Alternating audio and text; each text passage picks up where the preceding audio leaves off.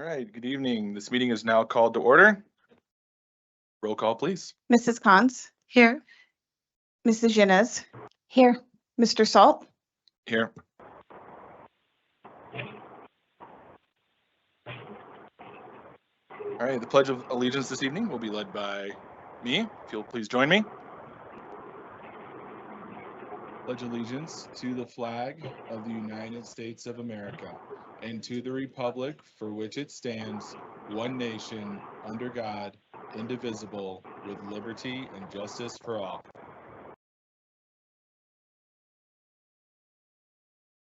And tonight we have Academy International Elementary School here for our board spotlight. If you all could stay after you are done and until after our superintendent update, we'd love to take some pictures with you and give you a little prize. So hang out for just a few minutes. Academy International is one of Mr. Wilburn's schools, but since he is excused tonight, I will introduce them. Academy International Elementary School is a diverse and inclusive community offering the IB PYP program and French lessons. They are truly international with a wide range of cultures represented and 23 languages spoken. Among them are Arabic, Finnish, Jamaican Creole, Russian, Swahili, and Urdu. Fun fact, I took Russian in college and I remember like 3 words. Please welcome Principal Laura McNally and Assistant Principal Leanne Lorenz.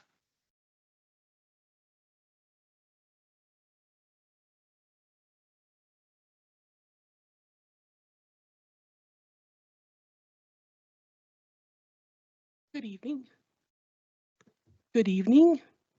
We're excited to provide our K-5 students with a variety of engaging clubs this fall semester. With 12 clubs to choose from, students have opportunities to explore their interests, develop new skills, and most importantly, have fun. These clubs allow students to learn in creative, hands-on environment outside the traditional classroom, supporting their personal growth and natural curiosity. We have 6 special students with us here tonight to share about their club experiences and the IB learner profile traits they've learned and applied in the club. To start us off, we'll have students come up, and Chris, you'll share your experiences first.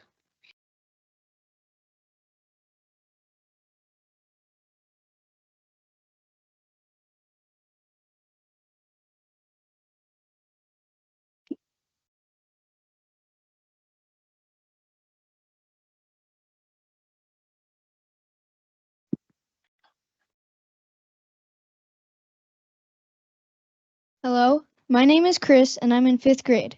I am here to represent the chess club. I really enjoy chess because it is a way that you can express yourself through the way you play. I joined this club because when my brother had introduced me to chess and taught me how to play. And when I was in preschool, I went to watch my very first chess tournament and loved chess ever since. After that, I was determined to get better and better. It taught me strategy and how to be a good sport.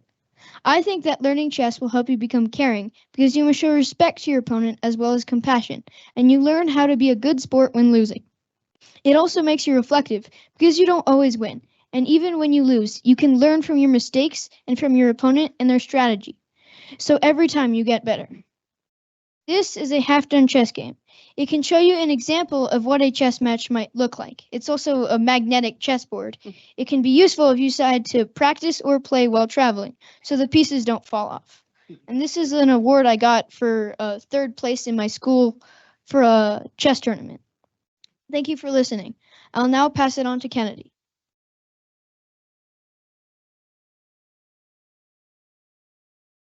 Hello, my name is Kennedy. I'm in 2nd grade. I represent origami. Of all the IB learner profiles, I think I'm an inquirer and knowledgeable. I joined origami because I thought it would be fun and I like trying new things. I've been doing clubs since kindergarten. I've been in story making club, builder club, and origami club. Today I brought an example of origami that I made. Here's a shark that I made. This side looks easy, but the other side looks hard. Next week we're making jellyfish and octopus. It will involve cutting, which sounds hard. Thank you for having me today. Now I will present Michael.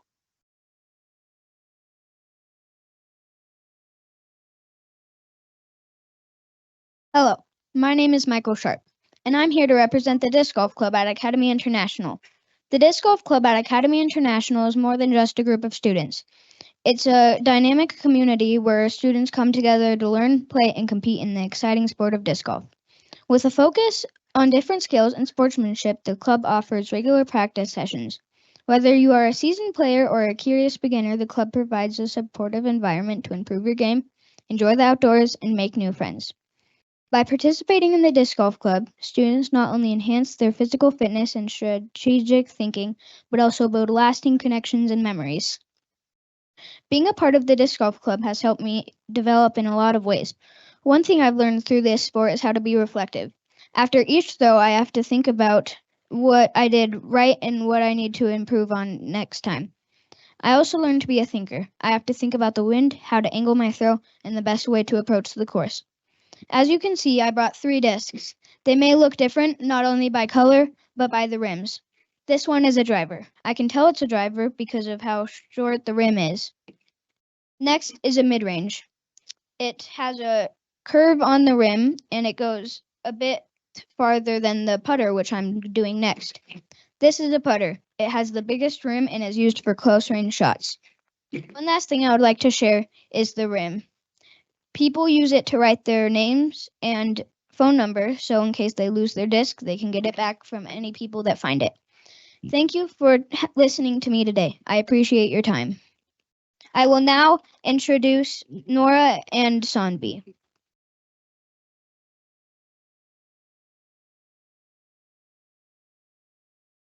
Hello, my name is Nora Fernandez. And my name is Sanvi Sityaprakash. We are here today representing the Academy International Girls Who Code Club. The Girls Who Code Club has extended my abilities to code and build, which I have enjoyed all my life and now know much more about. I've been enjoying this club because I love coding. I've always been interested in how everyday robots work, like microwaves and Roombas. Also, my parents were software engineers, so I picked up a couple things. We are being critical thinkers and risk takers because we had to solve difficult problems and are constantly trying new things. Today we have brought the adaptation claw and the rover. The rover was built from scratch by me and Sanvi. As you noticed throughout the presentation, the rover has been driving it around in a rather random pattern, but really it's a very important layout set on Nora's computer. The adaptation claw will now be demonstrated. 1 second, please.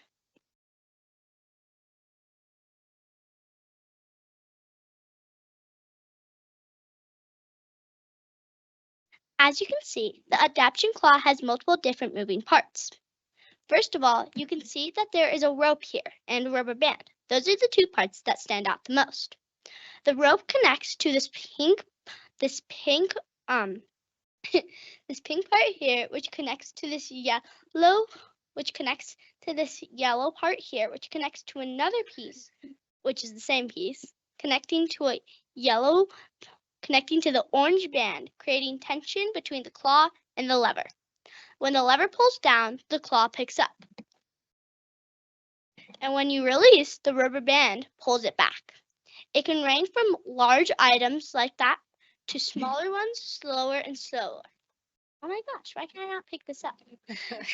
It's been working, as you can see.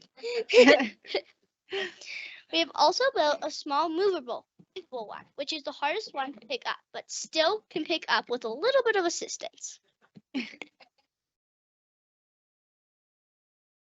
Thank you so much for supporting All Girls Who Code and for letting us present to you today.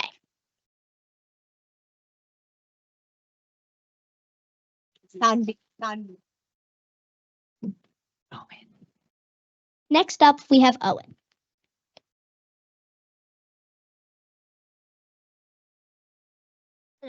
Hello, my name is Owen. I am from 3rd grade, and I'm here to represent story making with Mrs. King. So if you don't know what story making is, it is basically getting to play with your ideas and then sometimes writing down a story. I enjoy my club because you get to play with your story ideas that you don't really get to use in the real world.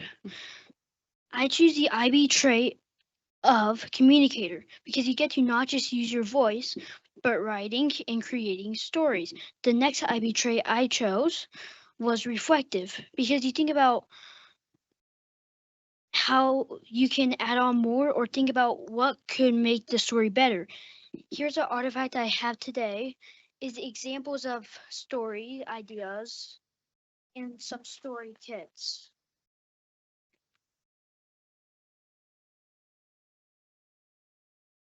In the 4 years in story,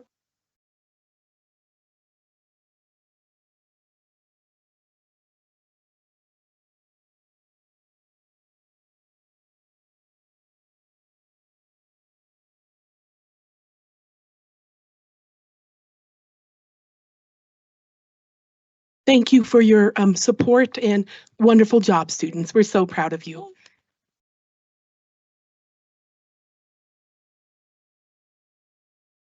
Great job. Thank you so much for coming and sharing with us. Again, if you can hang out until after the superintendent's update, we'll do some pictures, little tokens for everyone to take home.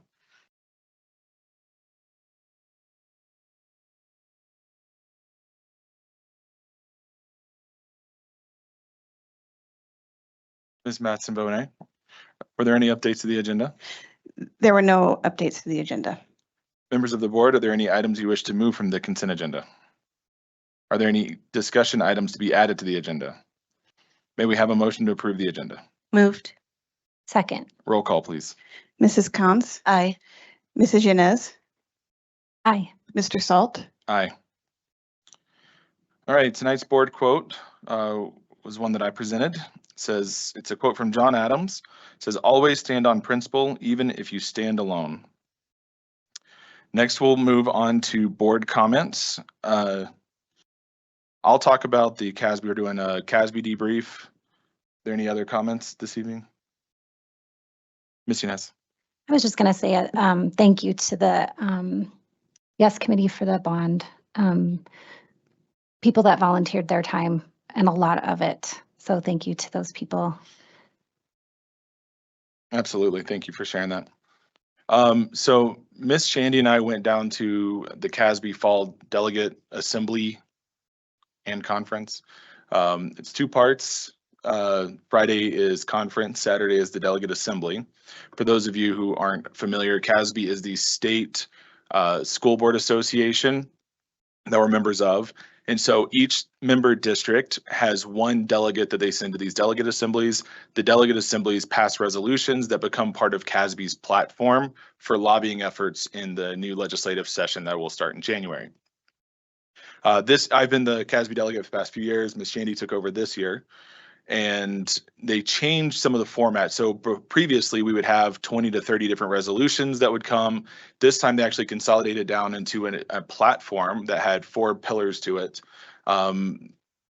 Ms. Shandy was the one who took care of voting on that, so I'm not sure what all the updates were, but I went to the conference part of it on Friday afternoon and ended up going to a session on superintendent evaluations that was led by Matt Cook and the CASB director, Jubal. And so it was really interesting. It was a well-attended session.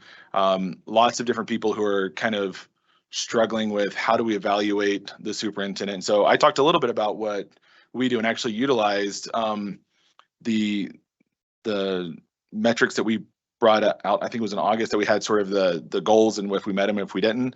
And I said, these all align with our strategic plan. And then it's a very visual indication of, yes, we met our goals. No, we did not meet our goals. And that's kind of rolls up from the strategic plan that the superintendent had. And so it makes evaluations really easy and transparent for everyone. So I actually shared that document with a few of the folks that were at my table. And so we've been dialoguing a little bit about that. So I just wanted to share that the work that we're doing here is helping continue to set the example in other districts across the state. Appreciate all the work that you're doing. And I think I stalled enough. So Ms. Shandy can give us an update on the assembly portion of the CASB Delegate Assembly. Hello. It was awesome. Let's see. The CASB switched their platform a little bit. We talked about that last time. Let me pull out my notes. But the delegation did approve that new platform, so that was good. There were 7 resolutions, 2 of them were withdrawn because they just weren't ready. After talking about it a couple failed. The GED one failed as was written. They were encouraged to bring that back in December. But other than that, it was really great to see democracy and delegation and all of that in action. So thanks for letting me experience that. Absolutely. I appreciate you taking that on. All right, last call. Any other board comments? All right, Superintendent Haber. Absolutely. I'm sorry. I just have to add, so I came from Oklahoma from my son's Marine Artillery Officer graduation this morning, where Air Academy High School prepared him well.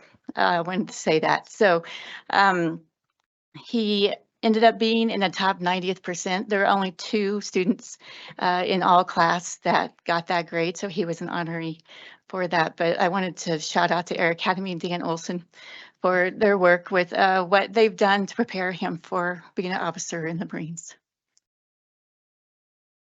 Thank you. Superintendent Haber. All right. Well, great does happen here. And thank you, Ms. Shanty, for sharing that as well. We are so excited and just really want to thank our amazing community for their support in passing our bond initiative. This is a huge win for our district, and we're really excited to start exploring next steps, which we started in our study session this time today. And we really look forward to using this victory to support our students and our staff, especially with a brand new high school and a center of excellence where we'll be able to expand our career technical education opportunities. And as you saw during the study session, we already have a list of a plan for how we're going to start on all of the projects at the different schools. And a huge thank you. This was a true team effort. Huge thank you to Becky Allen and her whole team, and Mark Belcher and all the communication, and Tanya and the legal team, and really all of cabinet and our staff members, our amazing parents. It just was a true Team One effort, and so we're super excited about that, and definitely something to celebrate. Then we had 3 snow days. And boy, we just have the most dedicated teams. Our transportation team and Mike Redmond's facility team, every single morning they were out driving around at like 3 and 4 in the morning to see how the roads were. And then we'd all meet at 5 in the morning to say, okay, do we want to go beyond a 2-hour delay? And these pictures, CHASA, that just happened to be the weekend where there were several championships that were scheduled for football and other sports. And we heard word that we needed to use our stadium, the one at Liberty there, on Saturday. And no, I think it was a Sunday game, right, Ron?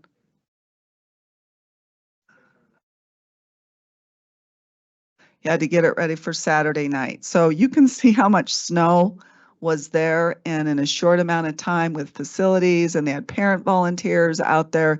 They literally shoveled it out so that we could have a game on Saturday.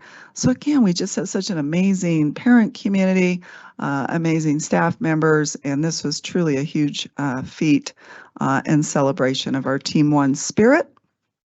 I shared with you in my update and here too all the different school visits I've been able to do.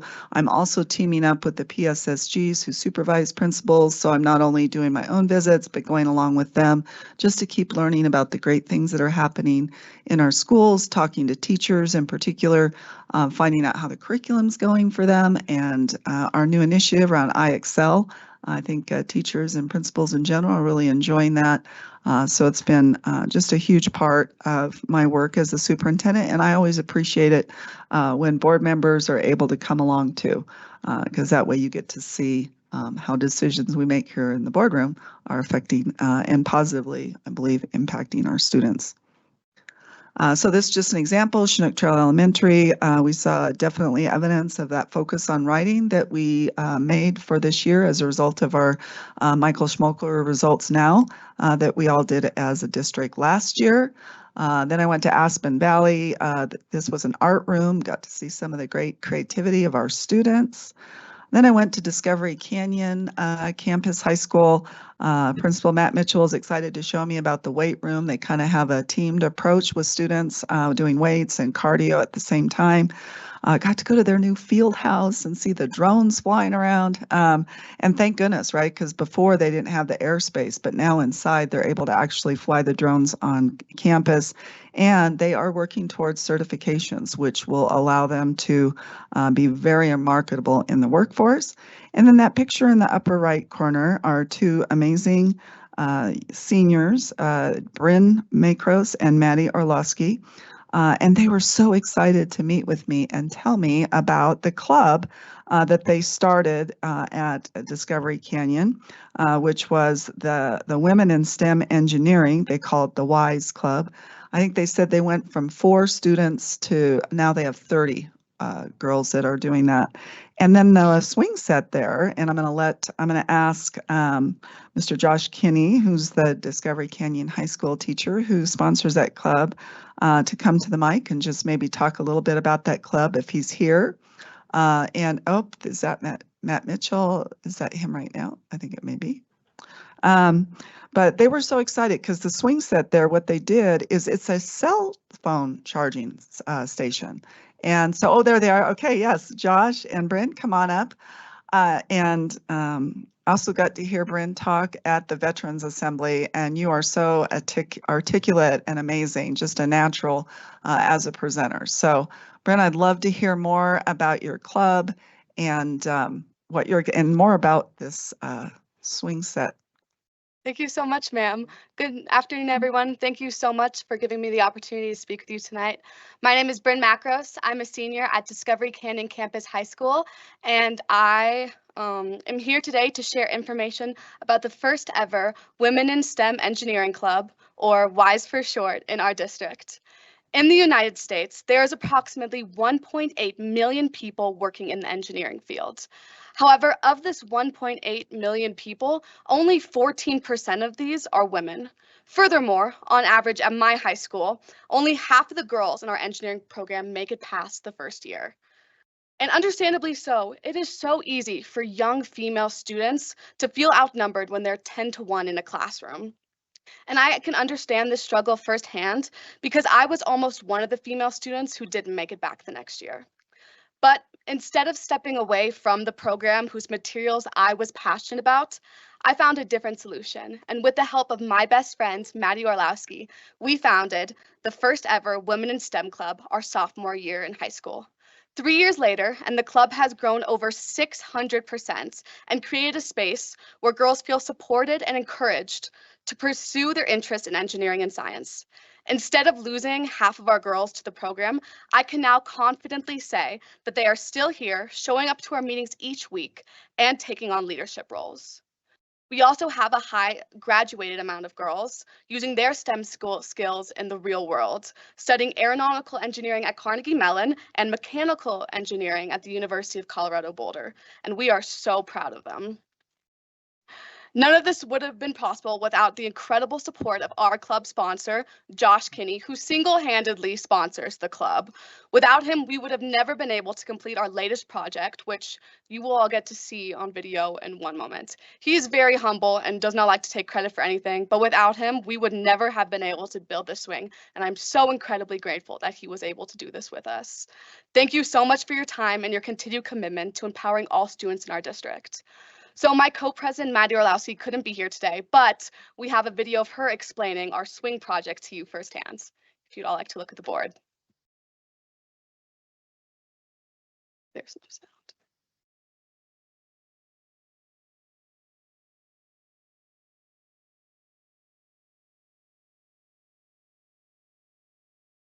I'm Maddie, co-president of WISE, and this is our swing. As you swing on the swing, your mechanical energy is going to be converted to electrical energy. As you swing, the gear will turn, and then using a rectifier, the positive and negative direction of the gear will create a positive charge to power our battery. Using an adapter, that battery can power a cell phone. Thank you guys so much. Oh.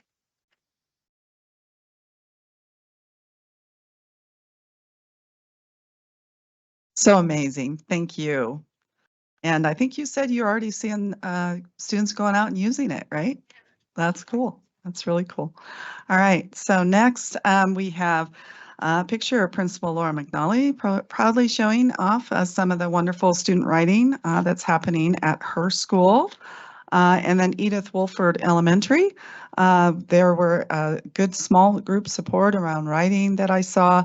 Students were decorating pumpkins. The pumpkin on the far right is Harry Potter, and they were decorating their pumpkins to their favorite characters. But my favorite highlight of my trip was the proverbs or the idioms that first graders were writing. So instead of people who live in glass houses shouldn't throw stones, the first graders said people who live in glass houses should get curtains. So concrete. I love it. I love it. I was laughing. It was amazing. Then at Air Academy, I went there on Halloween, and I went into a math classroom where they had about 50 students. It was kind of a shared teaching experience, and considering it was Halloween, there was high levels of engagement. The teachers just had such a great connection with their students. And then the top right, I had a chance to visit a special ed classroom, and the teacher there it was so exciting to see how they were monitoring the progress of students. And of course, I asked the student to take a picture of us, and he had to do a selfie. So I totally had to include that picture. At Prairie Hills Elementary, got to see innovative ways that they were teaching math with students, and students were very engaged with their learning there. At Pine Creek, Ms. Yanez and I had a chance to go and visit their amazing graphic arts pathway where students were actually earning industry certifications that will get them high-paying jobs while they're in high school and beyond. And then one of the highlights was the worm dissection that we were watching in the zoology class. And there is Nathan Rhodes proudly presenting his worm. Yes, you can. I can smell that picture. Yes, it wasn't exactly delightful in there as far as smell. This was a huge celebration for us. We were invited to present about our career technical pathways at the Pikes Peak Workforce Board meeting, which was actually held at Coronado High School. And I thought, wow, what's the best way to show our programming? So just a huge thank you to Mark Belcher and his communications team and all the CTE teachers. We created a really fun video that we want to show you that highlights what we're doing around career technical education.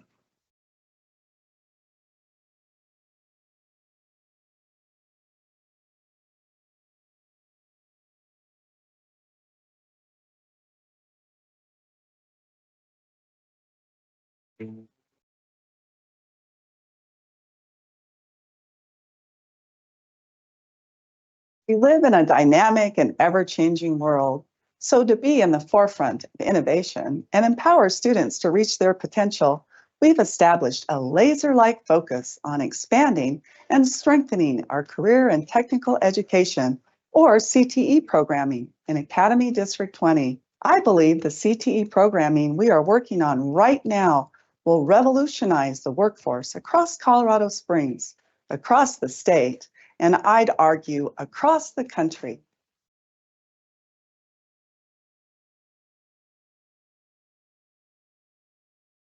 First stop, we're going to go into our solution. We're going to let go. That was extension. You get your collection. Hit the play button. What CTE does is it brings relevancy to the K-12 education process. It's transformational in students' lives as they get excited about a potential career opportunity in their future. It brings purpose to what they do in school. You can't experience using this kind of machinery unless you're in a shop like this.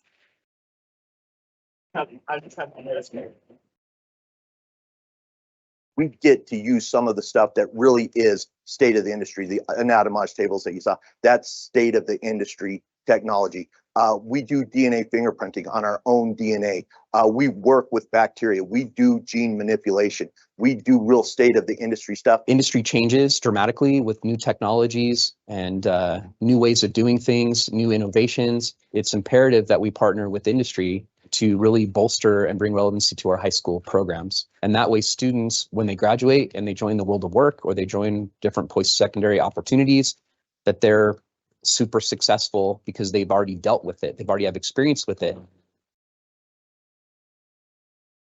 It just was evident that there was a need, not just in Colorado Springs and Colorado, but nationally. There's a pilot shortage. Students need to see what is actually happening on the other side in industry. And it introduces those kids to thoughts of, these are a bunch of different career paths that I could take. Well, for example, the drones class that we're running right now, it allows us to get our Part 107 license by the end of the class. By learning Java, I can apply this to like any future work, computers, and cybersecurity and other stuff.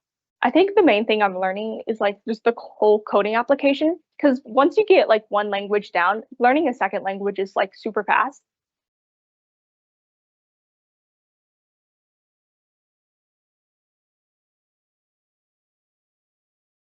Students who graduate from Academy District 20 are extraordinary. We attribute that to our dedicated educators and the way our programs are constructed. Together, we are equipping students with the employability skills that employers are looking for. Whether they've decided to pursue higher education or enter the workforce, our students aren't just prepared, but they are empowered. Through career and technical education, students acquire the knowledge, skills, and character to forge their own paths in an ever-changing world. What do you want your class model to be? It's something that's easily said at the end of the day. I think that the classes allow us to really gain new skills personally as well as physically, and then also a critical mindset to allow us to be open to new engineering aspects. We're looking forward a lot in aviation, learning about what we've done so that we can like make things better in the future.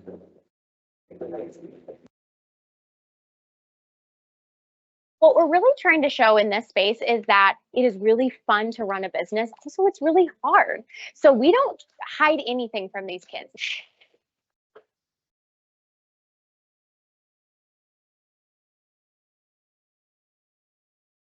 We're offering is something that not a lot of schools have. They don't have that type of program that they can use to help assist their students on growing. And so it is very transformational. It gives kids direction, it gives them purpose, and seeing that spark, seeing that passion and intent in their education, but seeing it towards something that's going to be relevant to them and help support their future families, to support themselves, and to bring value back to our city, to our region, to our state, to our country.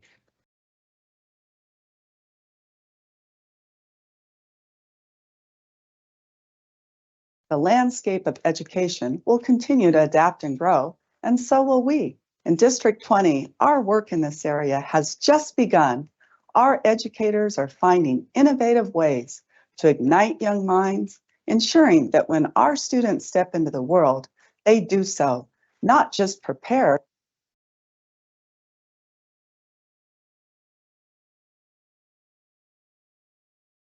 but ready to excel and shape the future. We will continue to share this work with you as we grow and expand programming that prepares students for multiple post-secondary opportunities. Great happens here in D20. So again, we're just so excited about the different opportunities that we're providing for students. And although that is like a great music, it just kind of gets you jazzed. But it really is amazing. And a huge thank you to our CTE teachers. They also were there helping us to present. After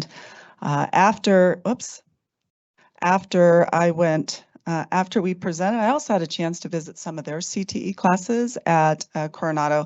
And best of all, I got a chance to talk with students, which I love. And all of them told me about how the skills they were learning in their classes, they thought would transfer to any career or pathway that they might choose beyond high school. They were really easily able to make those connections, which was great to see. So we have, as you know, amazing marching band programs here in D20. And the last weekend in October, D20 marching bands competed in the Colorado Bandmasters Association School Marching Band Finals. Congratulations to Pine Creek. They came in 7th place in the 5A. Air Academy came in 3rd place in 4A. And TCA came in 1st place in 2A. And, drum roll, and a huge congratulations truly to Rampart High School. This marching band came out on top, earning awards all the way across. Let's give them a hand. they were named 2024's Colorado Band Masters Association 4A state championship for marching bands. And on Halloween, I was at the Rampart versus Air Academy football game, and I had a chance to watch them perform. It was truly outstanding. They had some soloists on the saxophone and the flute, and other soloists, and I didn't know how they were able to keep doing it with all these people, marching around, and plus it was really cold out. So I think that we have tonight our band director, Keith Akuncius, and 3 drum majors. Would you like to come to the microphone and just tell us a little bit about your program and your competition?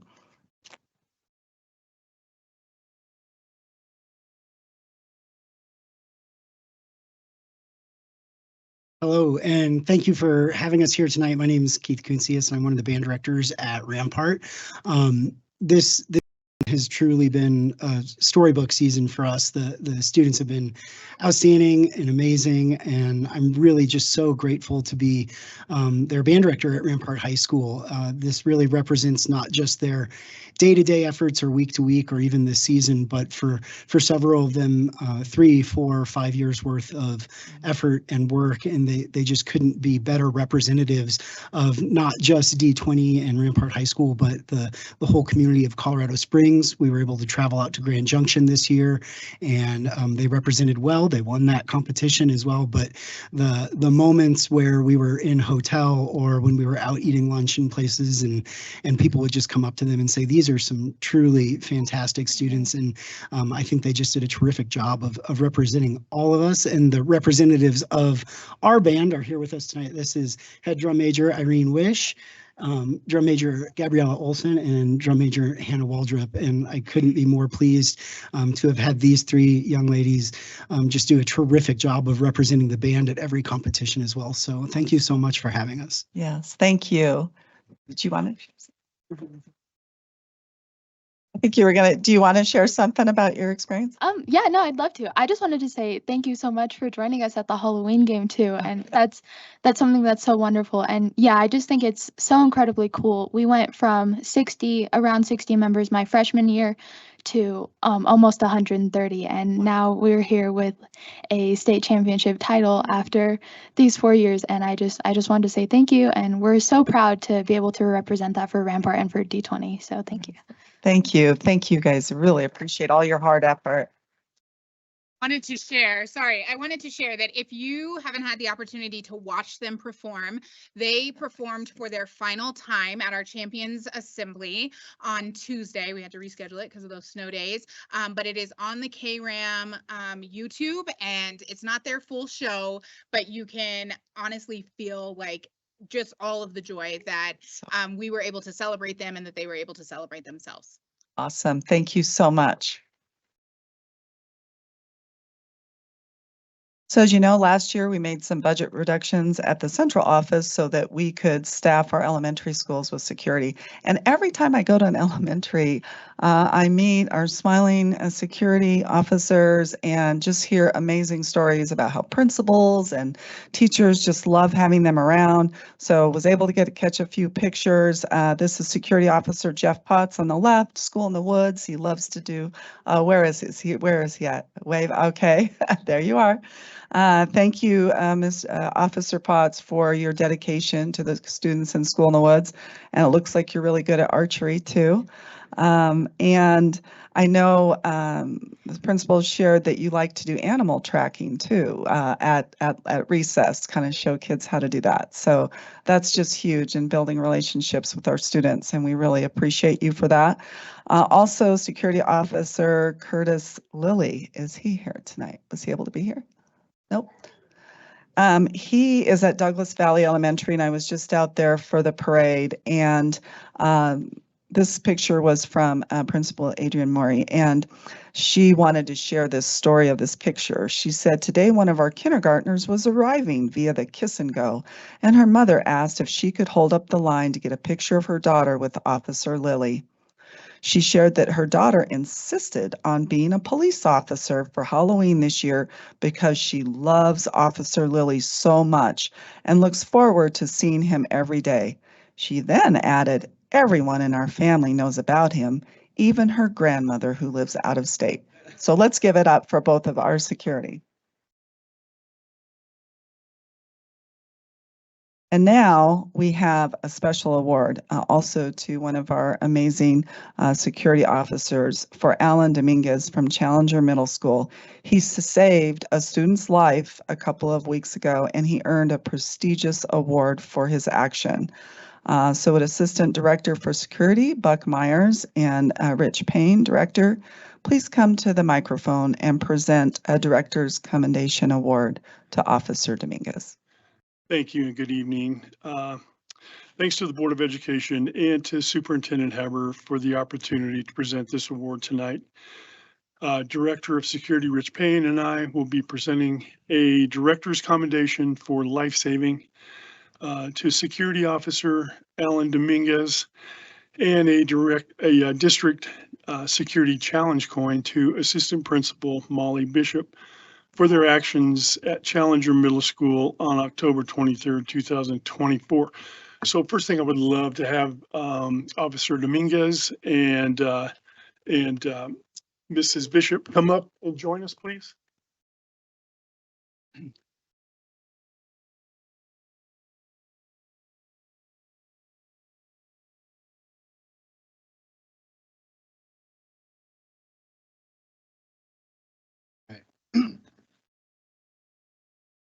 This is a director's commendation for Officer Alan Dominguez. On Wednesday, October 23rd, 2024, at approximately 12:27 p.m., Officer Alan Dominguez was on duty at Challenger Middle School monitoring student behavior during lunch when he observed Assistant Principal Molly Bishop assisting a student who appeared to be in distress. Recognizing the signs of choking, Officer Dominguez immediately rushed to assist. While Miss Bishop attempted the Heimlich maneuver, she was unable to fully clear the student's airway. Officer Dominguez quickly stepped in and continued performing the Heimlich maneuver. After several attempts, he was able to dislodge the obstruction, allowing the student to breathe again. Officer Dominguez is being recognized for his quick and decisive actions during this critical situation and is credited with saving the life of the student. His actions demonstrate his dedication and commitment to the student safety and students of Air Academy School District 20.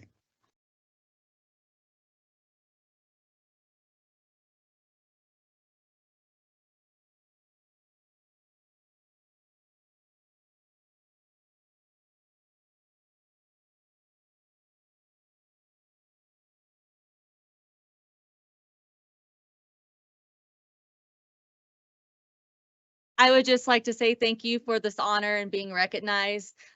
Officer Dominguez, he absolutely was a savior that day. I'd like to thank everybody for letting me be here for District 20.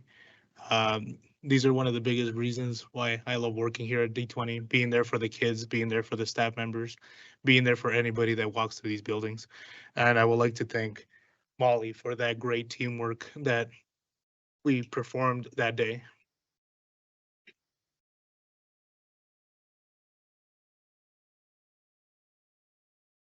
Thank you again. So a few more celebrations. Air Academy High School broadcast journalism class taught by Andrew Longhenry had a great field trip to the Mountain West Conference Cross Country Championship, where students learned about the nature of live streaming sporting events and the flow of information by a hands-on experience.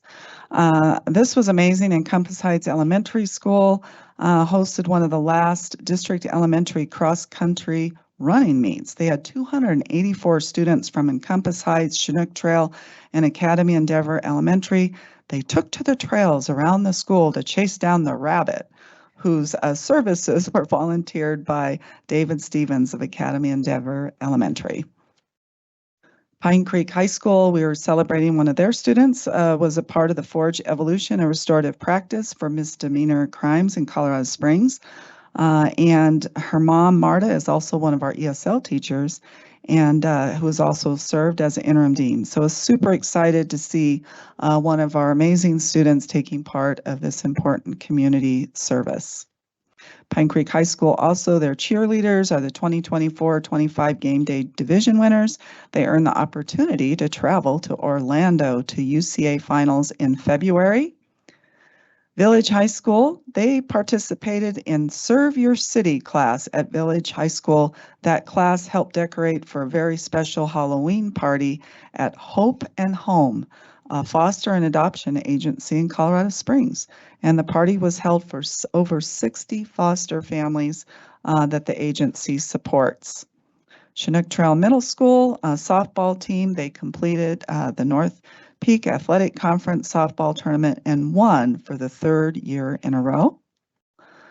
And this is exciting. This was our Para to Teacher Pathway Night, and a huge thank you to Cameron Smart and his whole HR team for putting this on. We had over 120 individuals who attended the Para to Teacher Pathways event, and it provided resources and information for paraprofessionals who are interested in becoming a teacher. Partnering with Teach Colorado and the Colorado Department of Education and neighboring school districts, they all partner together to put on this amazing event, which is really a launching point for individuals who are ready to take that next step to be a teacher.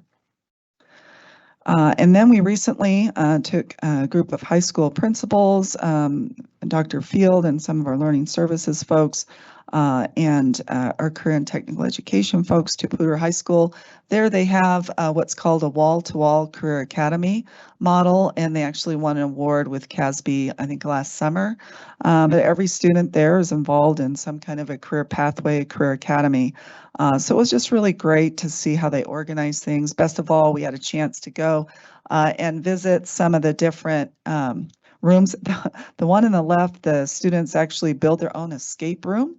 And they have different themes, and then they, I think, charge $10 if somebody wants to go through it. It's kind of a fundraiser, but it's about really engineering and how do you build different things for different purposes. They had an automotive one like we do. The one on the bottom was interesting. It was around behavioral health, and they got supported by the Community College of Aurora to do a CTE mental behavior health pathway. So I thought that was really interesting, and we may have a principal at one of our high schools might be interested in doing that. So it gave us some good ideas. Not saying that we would do this model, but it was a good way to look at what's possible. We also just recently did a tour with Dr. Eckert and her behavioral specialists from Children's Hospital. They toured our Aspire program, and then we met, and they were telling us about all the different kind of training that they have around behavioral health. I said, well, what's the next steps? And I think our team was excited to learn more about the training that they do with their behavioral health specialists. And then they invited us to do a tour at their place. So that's our next step. And, you know, they're just across from the pond up the street. So it'd be great to have a strong partnership with our neighbors. We talked about this in the study session a little bit, the anxious generation. Huge community-wide conversation. We had over a little close to 400 people sign up for this. This is really a district-wide, community-wide professional learning opportunity. We had parents, we had some students, we had lots of staff members, administrators, teachers, paras, board members, and I know, Amy, thank you. I know you were able to join online, and Lauren, were able to join in person. Huge, great conversation around the effects of social media on some of the other kinds of factors that are in our culture and how they could potentially be affecting mental health for adolescents. So we're going to have 2 more sessions, and I know I really enjoyed the groups that I was able to meet with on that night. For November, stakeholder meetings were cut short this year because of the snow days, and but we did have a chance to meet with our patrons and got to hear our update on Parent Square. Our trials have gone really well with the trial schools, and we'll be going full scale with Parent Square second semester. And then certainly talked about the vector training. The vector training is something new this year, was something that I know that was important to me as a superintendent, my last district. But basically what it does is it gives consistent training across the board for our teachers, for every staff member. Superintendent takes it too, around like mandatory reporting and all the different mandatory trainings that are required by the state, as well as ones that are important to us in the district. And it's nice because we can change up what those topics are each year. We had a lot of fun at our annual fall festival. A huge thank you to Tina Matson-Benet and Mary Elsner for support. We all dress up and we had some amazing costumes again this year. And now a huge, huge thank you. I know this has been one of my highlights of the year, and that was this combined concert that we had last Saturday. It was the first time ever where we have partnered with the Colorado Springs Philharmonic and the USAFA Cadet Chorale, which is their premier chorus group. And we're all together on stage. It was such a privilege. They asked me if I would MC that first part of the event, which was really fun.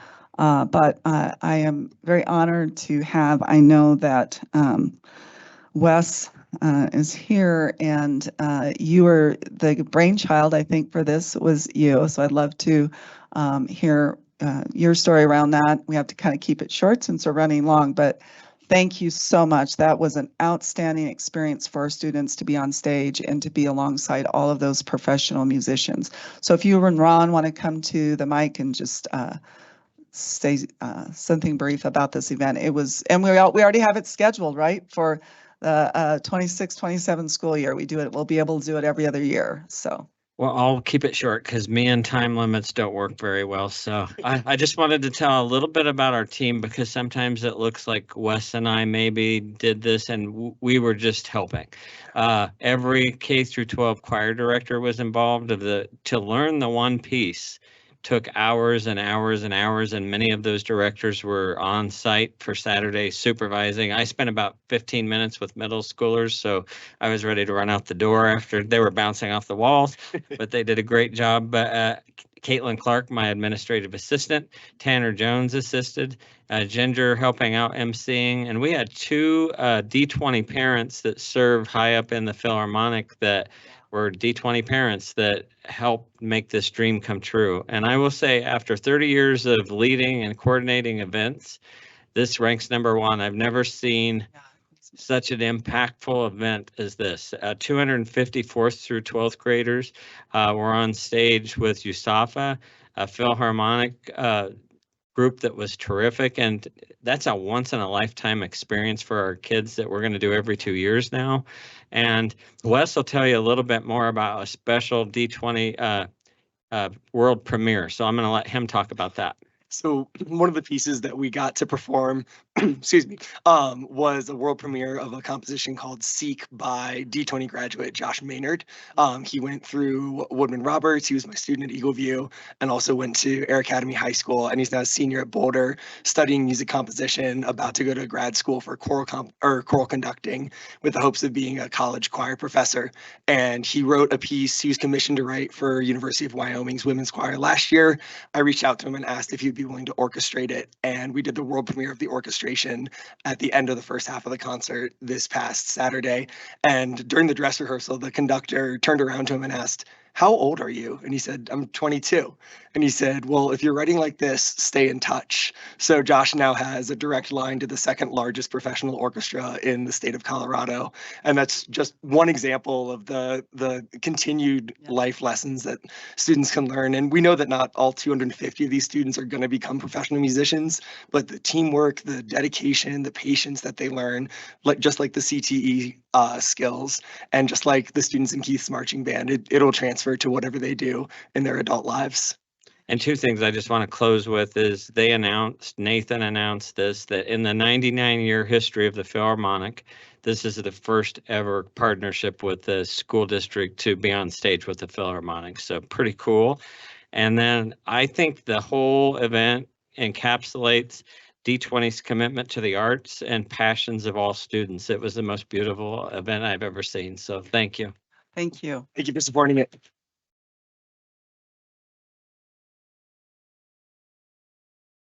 Truly was outstanding. So we had an amazing Veterans Day celebration across the district, and a big thank you to Nicole for riding in the fire truck for our parade at Douglas Valley. I had a chance to go to Air Academy in the morning, then went to Discovery Canyon. and then got to march in the parade and then be the MC for their for all their students and parent assembly that they had afterwards. It was a huge celebration and just a huge thank you to our veterans, our active service members, and our military families for their sacrifice and their continued service to our community. And last but not least, a huge thank you we just have such an amazing legacy here in D20. And again, a thank you to our communications department for their awesome work. We did our Hall of Excellence ceremony earlier this week. We inducted 2 individuals, Pam Sattler, who was a Spanish teacher at Air Academy High School, and Scott Davis, who was a civics teacher at Air Academy High School. And I had a chance to meet Carol, who started School in the Woods, and I had a chance to hear how that was started. So we are just so incredibly blessed here in Academy District 20 for the legacy that all the people before us have left, and just the amazing excellence, like the joint partnership with the choir concert that we just will continue to move forward with. So that's the end of my soup update. Thank you. Lots of incredible things going on between athletics, activities, security. Everyone's doing a great job. So we really appreciate all the support from our staff and our teachers every day just to continue to persist excellence throughout the district. We need a motion to approve the consent agenda as posted. Moved. Second. Roll call, please. Mrs. Cons. Aye. Mrs. Shandy. Aye. Mrs. Yanez. Aye. Mr. Salt. Aye. We have 22 people online. We're going to take about a 10-minute recess so we can do pictures, shake hands, and we'll get back to it shortly.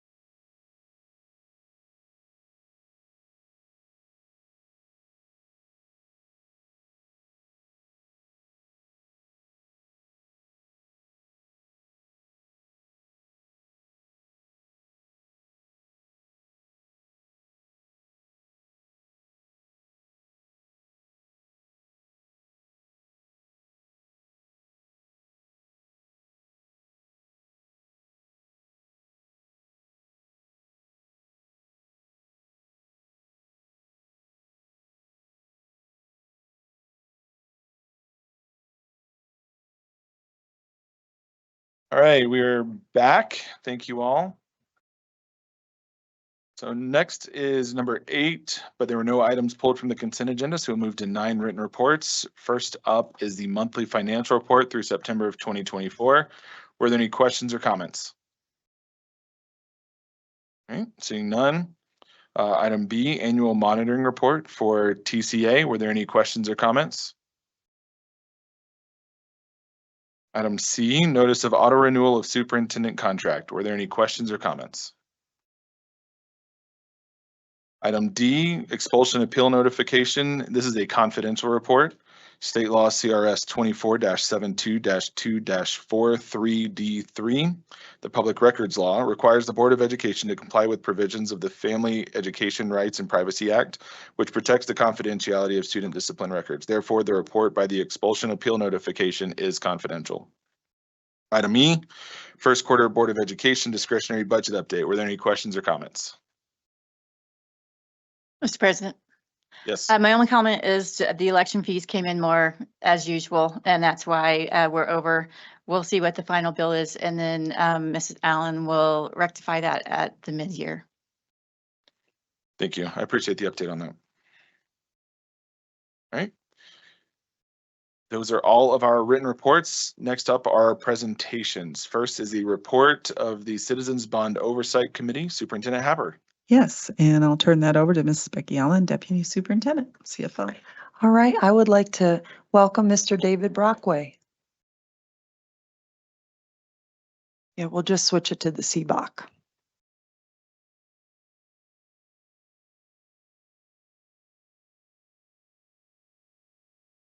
There we go. Thank you. It's an honor to be here tonight. I'm reporting tonight on the 2016 bond issuance. Our oversight group met on October 30th, and the meeting was led by Chris Garnhart, who briefed us on the financial activities of September, August, and July.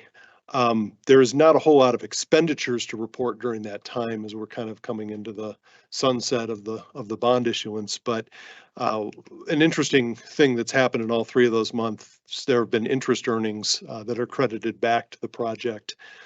Those have been around 65,000 a month, something like that. So those are coming back, but I really want to note August, there was a sales tax reimbursement from the Chinook Trail Middle School project. So yes, that was completed a few years ago, but it's a pretty onerous task to gather up all those receipts for materials and things like that. And the bond project office does that, and they were awarded $241,000 from the city of Colorado Springs. So good on them for getting that.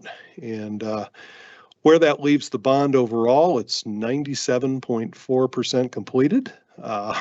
There's about 7.1 million of work to be completed that's in the bond project. Of that, 2.5 million is the contingency fund. So we feel we're well on our way to having all the voter language completed, and then plus the 4 additional projects that were added. So that's really exciting. Every time I say it, it's really exciting. Other major categories that are in there, the biggest being technology infrastructure, about 2.3 million. 2.3 million left remaining on that. And then some of the facility audit projects, and those total about 135,000 or so. We'll meet another time in January and be farther along than 97.4%, but we'll have an update at that time. So if anybody has any questions, happy to field those. So I don't have really questions related to the report that you provided. I do want to take this opportunity to say, with the passing of the 24 bond, we were likely going to just keep the existing Citizens Bond Oversight Committee and re-engage the charge for that committee to oversee the ongoing fund. So instead of having a separate Citizens Bond Oversight Committee, we'll just have the one committee that will then start overseeing the new bond as it rolls in. Great, thank you. Absolutely. I appreciate all the work that you've done. I know you've been on this the whole way, and you've done an amazing job with working this committee, and I really appreciate all the time and effort that you put into it. Thank you. We have a great team, and it's a pleasure working with the board, with Chris and his team too. Thank you. Thank you. Any other questions, board? Thank you so much. Thanks. All right. Next is the building fund update. Superintendent Haber.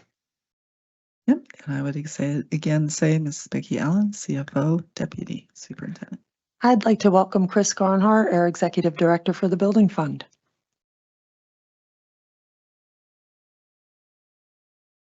Well, good evening, board, and thank you. I'm going to call this the Fall 2024 update. So you'll see some interesting pictures this time, not kind of very similar ones to what you've seen in the past. The Rampart and Liberty High School swimming pool upgrades are both complete now and they're functional. We did have a little bit of money, so we're going to do a few extra things out there, replace the timing systems at both schools and the sound systems at both schools in the pool area. And then we've got some windows, 2 more windows that are going to be replaced here before Thanksgiving at Woodman Roberts, and then that'll finish out the window replacement line item. These are just some pictures from the Rampart pool, swimming pool equipment upgrades. You've seen some of this in the past. The picture with the blue item in the upper left is the pool equipment room, and then the finished pool that's filled and usable. And it looks very similar to Liberty, which is theirs. The difference is the mechanical room has a different layout, and they're finishing up a little bit of ceiling and stuff, but they've been swimming in that pool for a few weeks now. The exciting project that we have going on is our transportation expansion project. So this is a picture of the new metal building that will house the bus maintenance operation. This is them putting the superstructure in place. This is a picture of it when they were pouring the concrete floor slab. So to kind of give you an idea, they did this floor pour in 1 day, started about 4:30 in the morning, finished at 10 at night.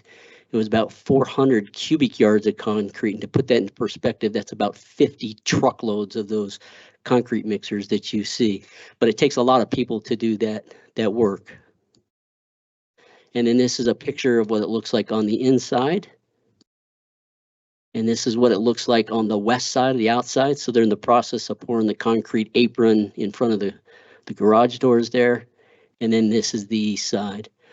What I will say is we're in the process of putting together a move plan right now with our transportation folks to move over here in mid-December so that when they return from winter break in the beginning of January, they'll be functioning out of that building.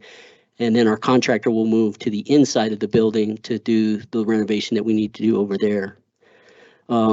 During the summer, there was a little bit of the renovation on the interior of the building we did because there was some work that would have really been very disruptive to the transportation function. As a part of that renovation, we're adding 4 bathrooms. And so this is a picture of one of them. 2 of them were completed and they're usable. The other 2 will finish up when we finish the interior renovation.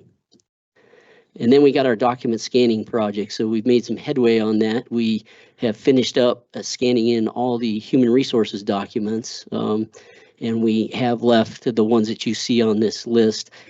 Just yesterday, there was a large pickup. It was probably, I don't know, 300 boxes worth of finance documents that were stored at the warehouse that the company just took up. And it'll be about 3 months for them to scan that in. And that's the bulk of what we have remaining.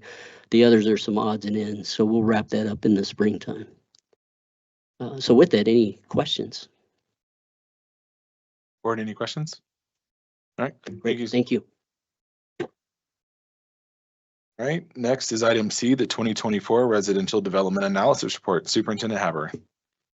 Yes, and again, Ms. Deputy and CFO Superintendent Becky Allen. So we truly have a blessing to be able to work with Don Smith. Don, how many years? 20 plus that you've been here as a consultant? Yes. And each year he gives us the benefit of his wisdom around the development in our school district and how it impacts future planning. So this is his annual report. And Don, thank you for being here. And please, the floor is yours. Thanks, Becky. Appreciate it. It's amazing how the time flies. It's been about 25 years that I've worked for the district part-time.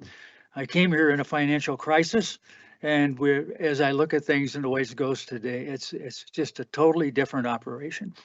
But with that, my annual task is working with the planning departments of the county and the city to make sure, number one, that the things that are being built in the district don't interfere with some of the things we're trying to do, and also the land and fee process whereby the district gains land or fees based on the amount of residential construction that we have in the district. Over the years, this report has been given not only to the Board of Education, but to a number of stakeholder groups, and also a number of times to Moody's Investment Services in New York for the bond rating of the district for credit.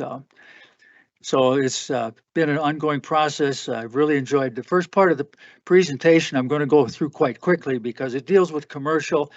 And really, I put this in for one reason for the board is commercial development in the district will make the assessed value grow at about 4 times what residential does. So you need to have a nice mix between not only just all homes, but we also got to have that commercial piece. And so that's why we include this. The other pictures in here I put in when I do the parent group, as I have in the past. This is the group the moms and dads like.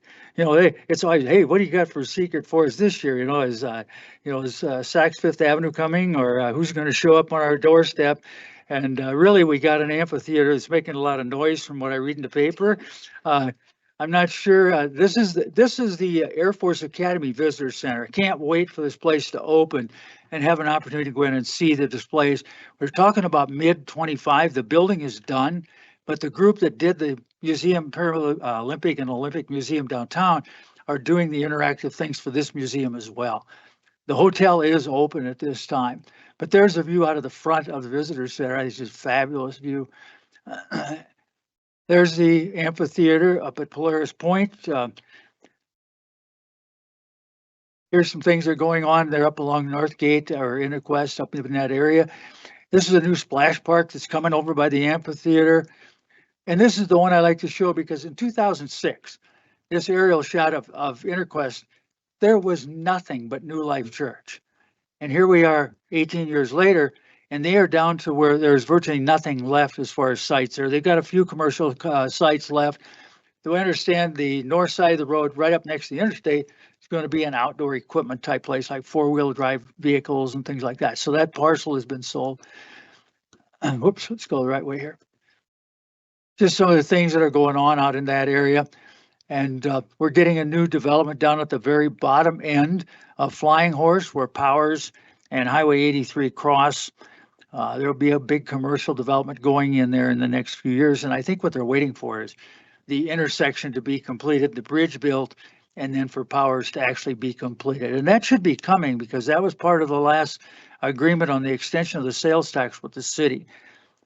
There's a couple of developments I didn't get pictures for that are not in here. One is the new King Superstore. I'm sure you're all looking forward to getting that little shopping center down over on that corner.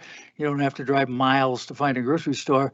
The other one that just came out from the city in the past about week is Dick's Sporting Goods is looking at building a huge new facility off of the southeast corner of Woodman Road where the current facility was. Floor and decor sits back from the road. In front of that would be the Dick's Sporting Goods store, about 100,000 square feet, which is about 2 elementary schools. Climbing walls, typical sport things, plus apparel, plus they're going to have an outdoor field. So that's one of the exciting things that's coming to the district within the next few years. The process that I go through, this picture here is just what's going on out next to our campus site out on Research at Legacy Peak with all the road improvements, drainage improvements to that particular site.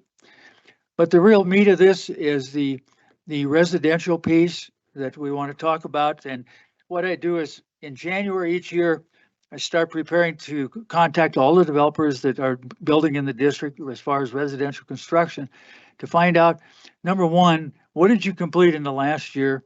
And number two, what are you planning for the next 5 years? What does this look like in our district for the next 5 years? And I can tell you that the majority of the development, and you've all seen this as you're out driving around, is sliding east in the district as all the rest of it is starting to fill up.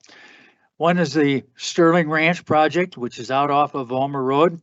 Last year, you had the pleasure of accepting some school sites in an agreement with the county and the developers, and now that's coming to fruition, that those sites will actually be held by the county for the district for the next 20 to 25 years if you would need to build in that area.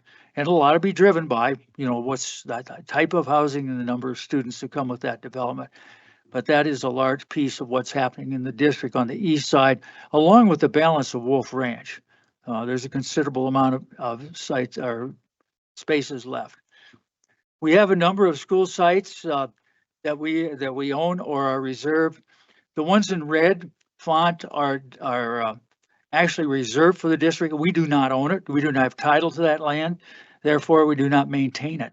Even though some people think at times it's our parcel to maintain, that is not true. So we have the pre-K 5 site over at the farm. That's a really nice, about 15-acre site that at some point down the road may not be an elementary school, but with all the things that are coming down the pike as far as different learning styles and things for students, there's an opportunity for the district, if they never need a mid-sized facility, you would have that site available to build on. And then up on Highway 83 in Shoup. Can I ask you a quick question? Yes, quick. So it says that it's listed as a pre-K 5, but that's what we're saying size-wise would fit there? Yes. So we can use that however we would need for the benefit of the district. That is correct. You can use it for the benefit of the district. And the thing was, we oversized that a little bit to 15 acres because we were having trouble with all the traffic requirements and things that the city would like to put on the district now as far as drop-off zones and things. And you'll notice if you go into the housing development there at the farm, the street is wider up at the top. And that's because they made the developer put in a drop lane along there for the school site, whatever that would happen to be. Out of the Highway 83 in Shoup on an old master plan, there's about 1,700 single family homes that were platted out there at one time. They have not started anything there, but there were a couple of school sites on the old master plan. I've talked to the owners of that property several times, and they don't have anything going right now.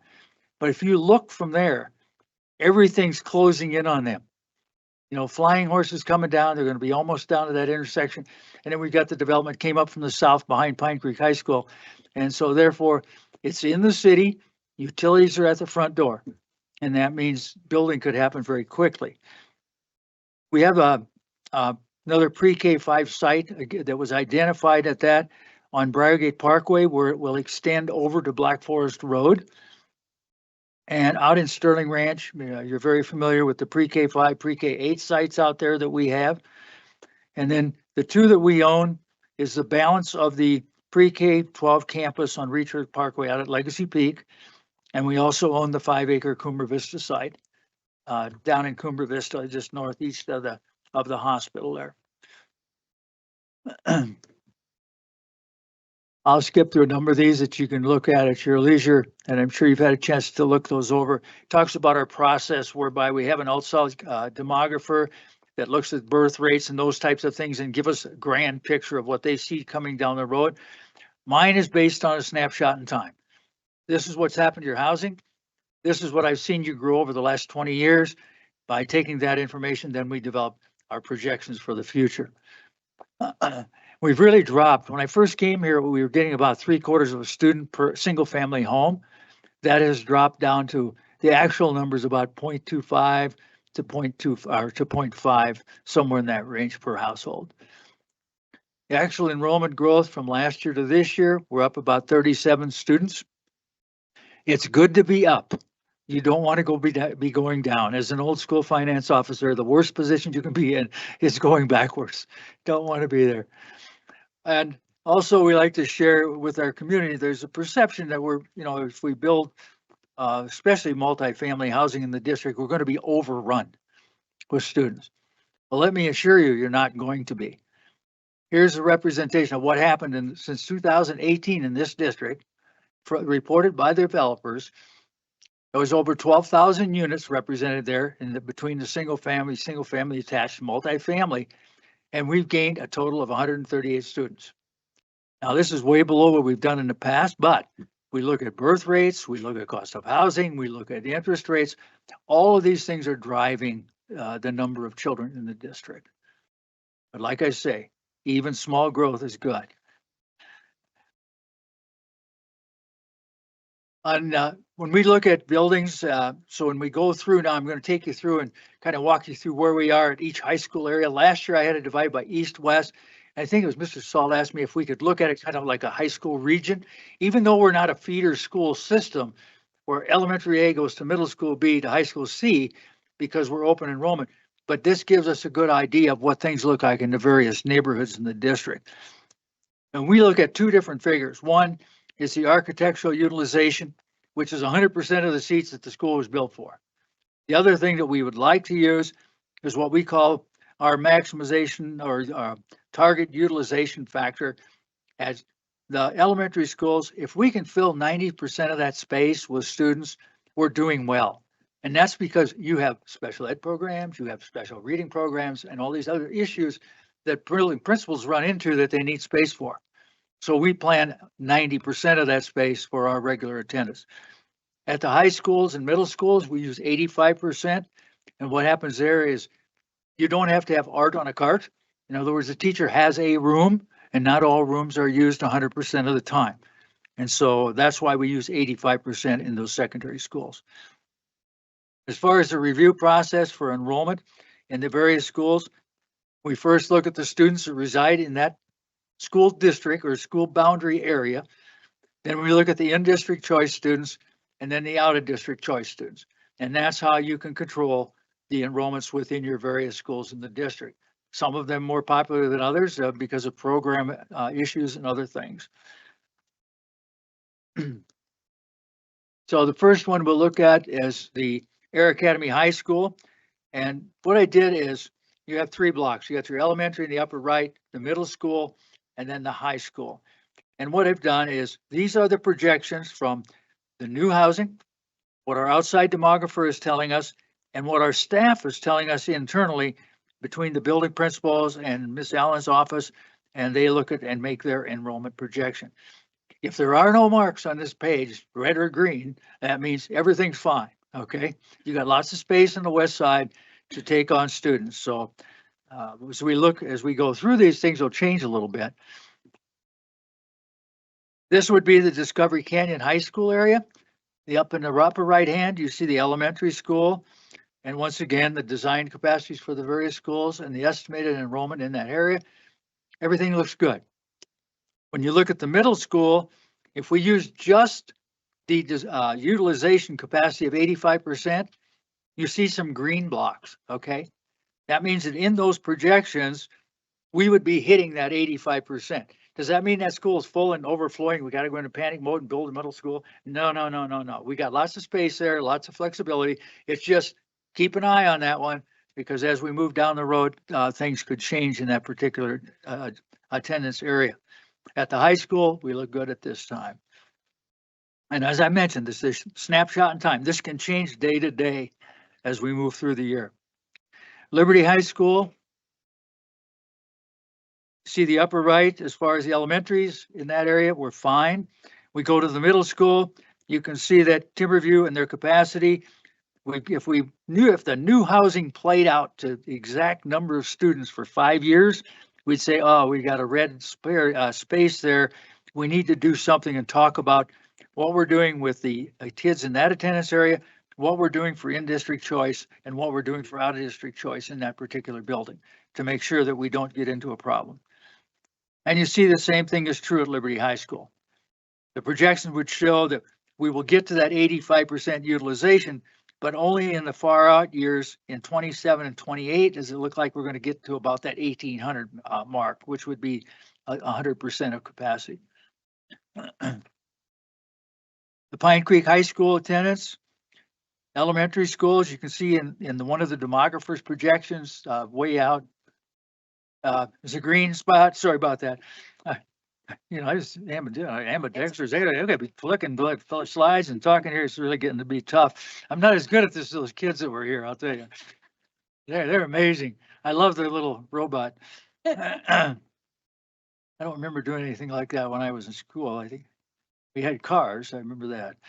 But anyway, you can see that in the Pine Creek High School elementary area, if the demographer was hit on target, out 5 years from now, we would have an issue we'd want to take a look at and make sure we're not getting ourselves into a capacity bind there. Middle schools, you got a couple of years that are in the green. Pine Creek High School has been some questions in the past about the capacity there. You see a lot of reds and greens and projections. And of course, Pine Creek's one of those high schools that people like to go to. And that's good. that tells you you're doing a great job. But you need to make sure that keep an eye on that one. Don't let that one get away and move on past what it's actually capable of holding. And then Rampart High School, Rampart's in the middle of the district, kind of the oldest section of the district, and we're kind of aging out in that area. And then therefore you see we have no real issues. I'm sorry. Keep me going here. All right. Yeah, we need Vanna White here. Sorry. But anyway, it kind of gives you an idea of where you're at. Truly, the district's in fine shape as far as facilities for the next 5 years and actually out into the foreseeable future. But the things that come along, like your bond issue you just had, I mean, that's outstanding, wonderful that the federal government's willing to help you with Air Academy High School, because one of the things we have trouble with is not so much the new facilities, but it's all the maintenance that comes along behind. And there's been some changes over the years in the School Finance Act that have kind of put a crimp on some of that and what you're able to do. But as far as being able to house the students, the growth patterns we're seeing, you're in great shape. If you ever get in a position where you need to build, you got to have about 5 years on high school. So if you ever got to that position, it takes about 5 years. By the time you develop your program, you get this all pulled together as far as what you need for facility, get it outbid and build a high school. It's 5 years down the road. But that kind of gives you a snapshot of where we're at, and I appreciate the opportunity to share with you where it is. I'd be happy to answer any questions if I could. Thank you so much for your presentation. I always look forward to this every year. Board, were there any questions? All right, thank you so much. I appreciate it. All right, next is item D, the District Unified Improvement Plan. Superintendent Haber. Yes, Dr. Susan Field, Assistant Superintendent of Learning Services.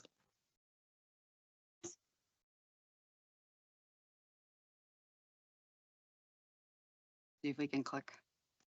Good evening. So Jolynn and I are going to share with you this evening our Unified Improvement Plan. This is a plan that we write every year, or I should say about every other year, correct? We update every year. We update every year based on our student achievement data. So we are going to walk you through it. And Jolynn also placed at your desk this evening a 2-page Unified Improvement Plan document that looks like this. And at the top of it, it says the stakeholder version. Jolynn's going to walk us through a few changes that CDE has actually made, which are positive, good changes. And then Jolynn always creates this document because our real Unified Improvement Plan is 55 pages and it's cumbersome to go through. So she has our cheat sheet or our executive summary. We always could go through 55 if you'd like. No.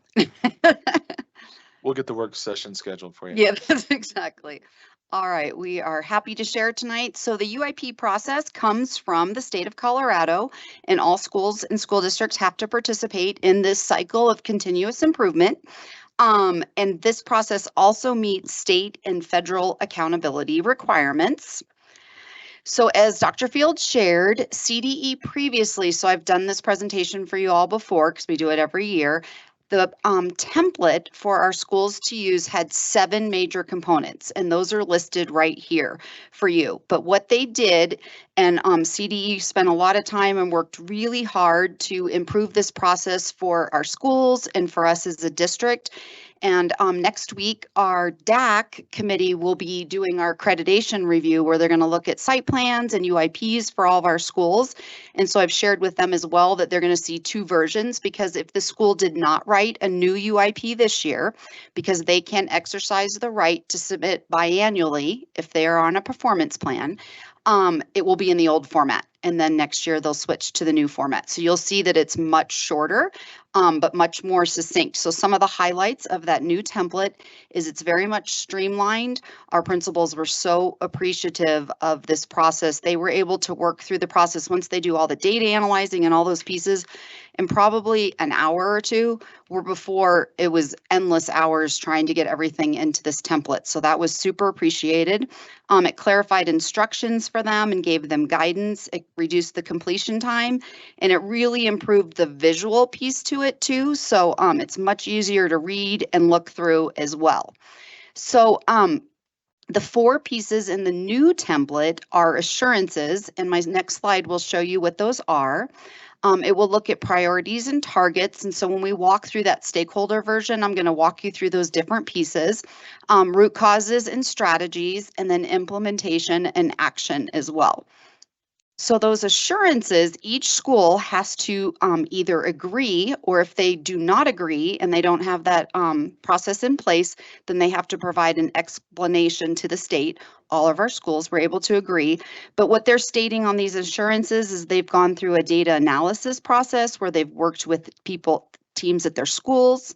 They've also worked in partnership with stakeholders, including their school accountability committees and their staff at their school, and that they're committing to progress monitoring so that this isn't just a document that lives for one day to get it turned in and be done with it, that it really guides the work that they're doing. And it also addresses our READ Act data for our younger students in kindergarten through 3rd grade, that they've done a data analysis process for that as well. So what used to happen is we would do, like Andy Ruskin, who is the director for literacy, does huge submissions to the state with our READ data, but we would have to turn around and put that same data in the UIP process. So the state realized if we're already submitting that and we have the data, that was a piece of the process, which was smart thinking, in my opinion, when we think about efficiency and streamlining. So that's just an example of how it's a little bit simpler now. All right, so in our district, we definitely look at the school and district performance framework. So you remember we talked about being accredited with distinction and looking at how our schools perform. We ask our schools and ourselves at the district level to address any areas that are yellow and red on those, which means they are not meeting or approaching. We do a lot of data analysis. I know you know that because I've shared a lot of data with you along the way. It's very much a collaborative process between all of our departments and our schools. And then we are able to produce our district and our school improvement plans. So there's a couple of new vocabulary words with the new streamlined process. So in the past, it was called a priority performance challenge. The new words are student performance priorities. At the district level, you will see these are very big and very overarching because we're writing to address any challenges we might have at any school, any grade level, or any content across the district. So you can see we're addressing English language arts and achievement and growth, and then we're also looking at math achievement and growth across the district. So then it gets broken into major improvement strategies. So the major improvement strategy is what it is we're going to address. So the first one we have is improve staff collaboration through the successful implementation of our professional learning communities and our multi-tiered systems of support. And we talk a lot about those processes with you all and with our schools as well. The next piece that it focuses on, and on your sheet, it actually comes before it, the root causes. So root causes are the areas that if we were able to remove that challenge, fix that problem, we would no longer see a concern in an area of our student performance data. And so for this particular improvement strategy, when we're thinking about PLCs and MTSS, the areas that we looked at for root causes were making sure that all students belong to everyone in the district, that all kids means all kids. And so that's an area we're constantly focusing on. That we are ensuring that we have guaranteed and viable curriculum, which is something that our PLC process very much focuses on. We've done a lot of work with our schools. And that we're using data because, and I will tell you, in my 9 years in this job, we have come so far as a district in using data to make decisions, data to measure how we're doing. Initially, you know, it was a skill to learn how to collect it, but really utilizing that. But that's something we're still working on, especially at the individual classroom and student level. But using that data to guide and change our instructional practices, and then collaborating together with our systems and structures specifically focused on PLCs and that MTSS process. So then the next piece we're going to look at are the action plans. So what are the things that we're doing under this category, under this improvement strategy that that we are doing to correct this? And so I'm going to do the first one, and then Dr. Field, I am going to let her talk too, is going to do the second and third one for you all this evening as well.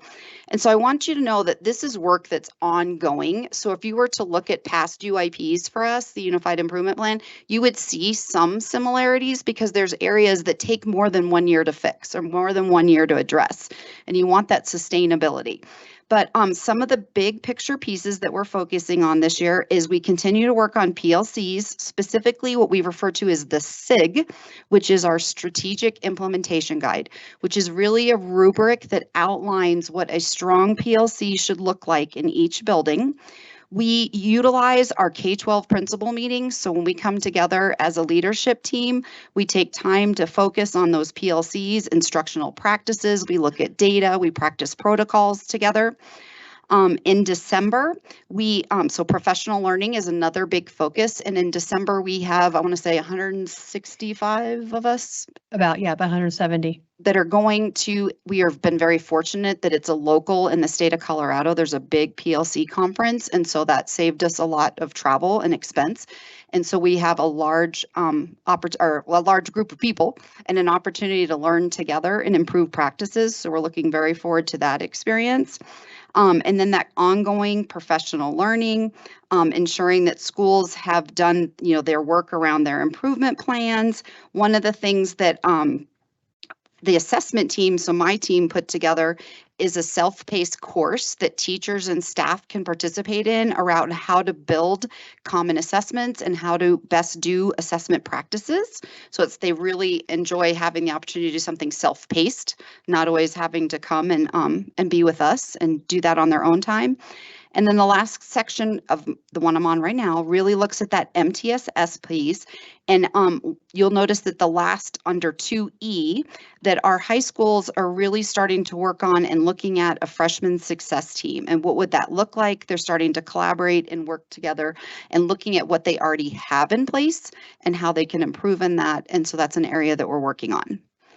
And then. Okay, I'll go to the next one. So we have 3 major improvement strategies, and this is the second one. And I also just want to say that our Friday late starts are a huge help for our teachers. The time that teachers get to collaborate during that 2-hour late start is I can't even describe what principals believe and say about that, and teachers as well. There's a lot of accountability for those late starts. The whole learning services team is out in schools. We're all fanning out tomorrow to be in schools. We like for our principals to communicate with our communities about what they're doing, because it is really important work that does impact student learning. So we appreciate the ongoing support of those late starts. So the second major improvement strategy is around utilizing student data to improve instruction. And this is definitely, like Jolynn said, in the last 9 years, we've come a long way, but we still have a ways to go. For example, this morning I was in a middle school principal meeting, and we always spend, those monthly meetings are about 3 hours. And the first hour and a half of all of our principal meetings is really professional learning for them around how do you lead to become an instructional leader. And so we did a lot of reflecting with them, and we had them in small groups, and they all feel the biggest area for their growth still is looking at data, because we have a lot of data, but how do you actually change instruction for students or groups of students? And so it's still an area that we're working on. There's some content areas we're better at that than others.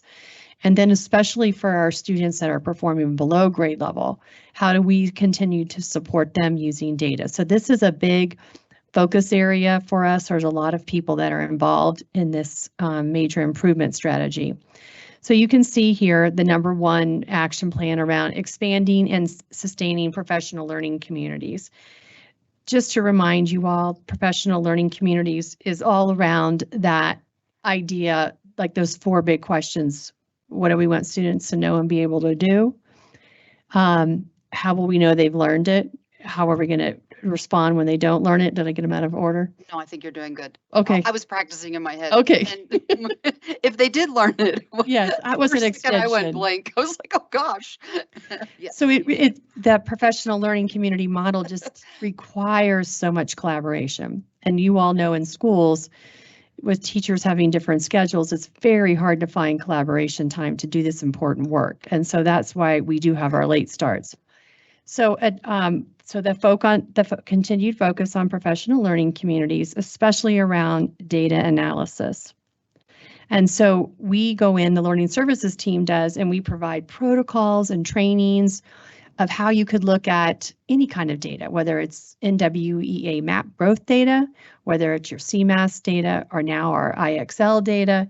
Attendance, behavior. It runs the gamut. So that's something that we provide support on. You'll see we talk about tier 1 through 3 instructional practices and tier 1 through 3 social and academic behaviors. So when you think about tiers and you think about the multi-tier system of support and that triangle, about 80 to 85% of our students perform in the tier 1. So 80 to 85% of our students get their instruction just from our classroom teacher. As we move through the tiers into tier 2 and tier 3, at tier 2, we probably have about 15% of our students that might need some reteaching or intervention. And then tier 3 are students that might have a learning disability that need a pull-out program to support them with their instructional needs. So that's what the tiers are. We always talk about improving tier 1 instruction. 85% of our students get their instruction, their first best instruction in tier 1. So we're always working on improving instruction.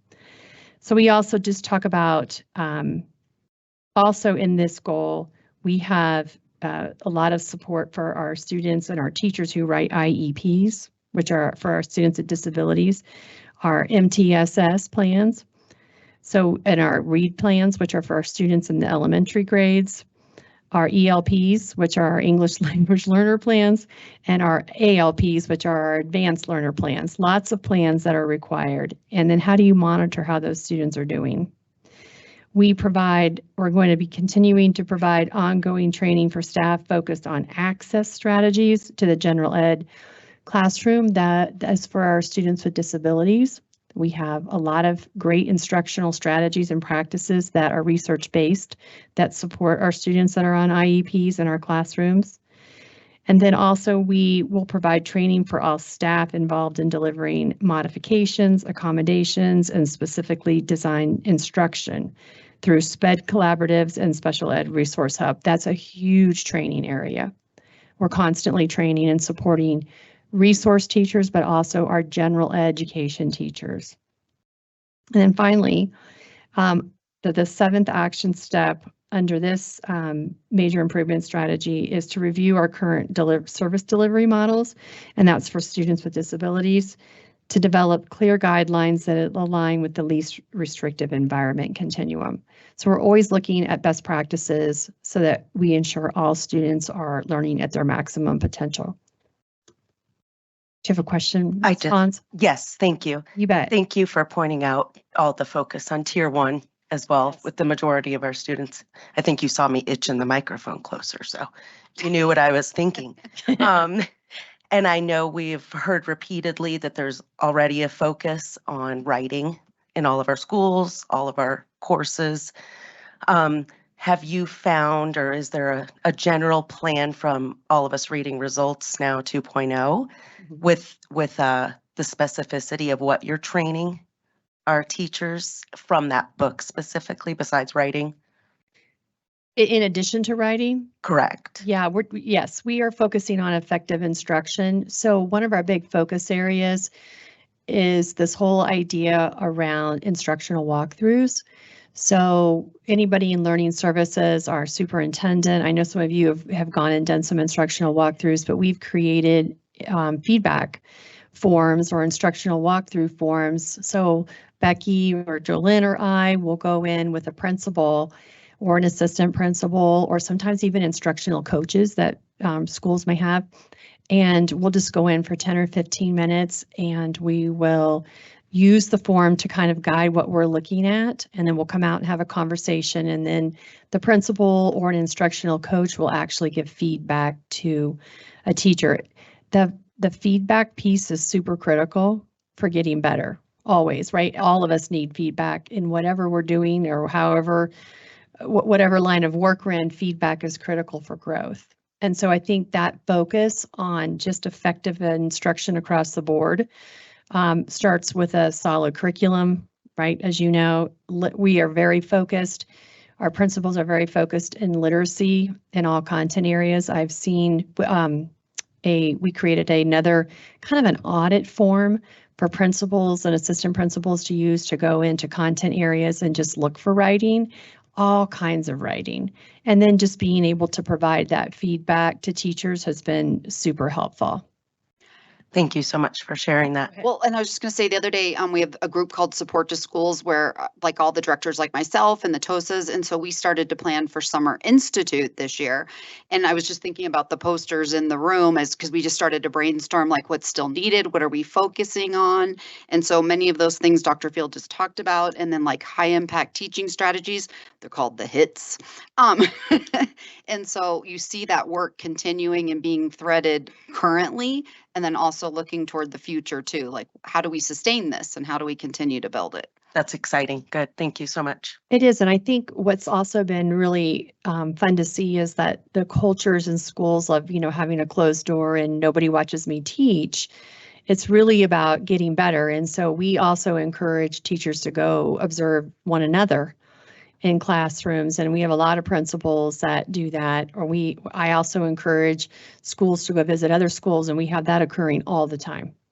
So, okay, so that was major improvement strategy 2. Now we'll move on to major improvement strategy 3, and this strategy is around supporting the whole student, and there's a lot of action steps in this area. And overall, the major improvement strategy is to improve student wellness to positively impact student learning and a sense of connectedness.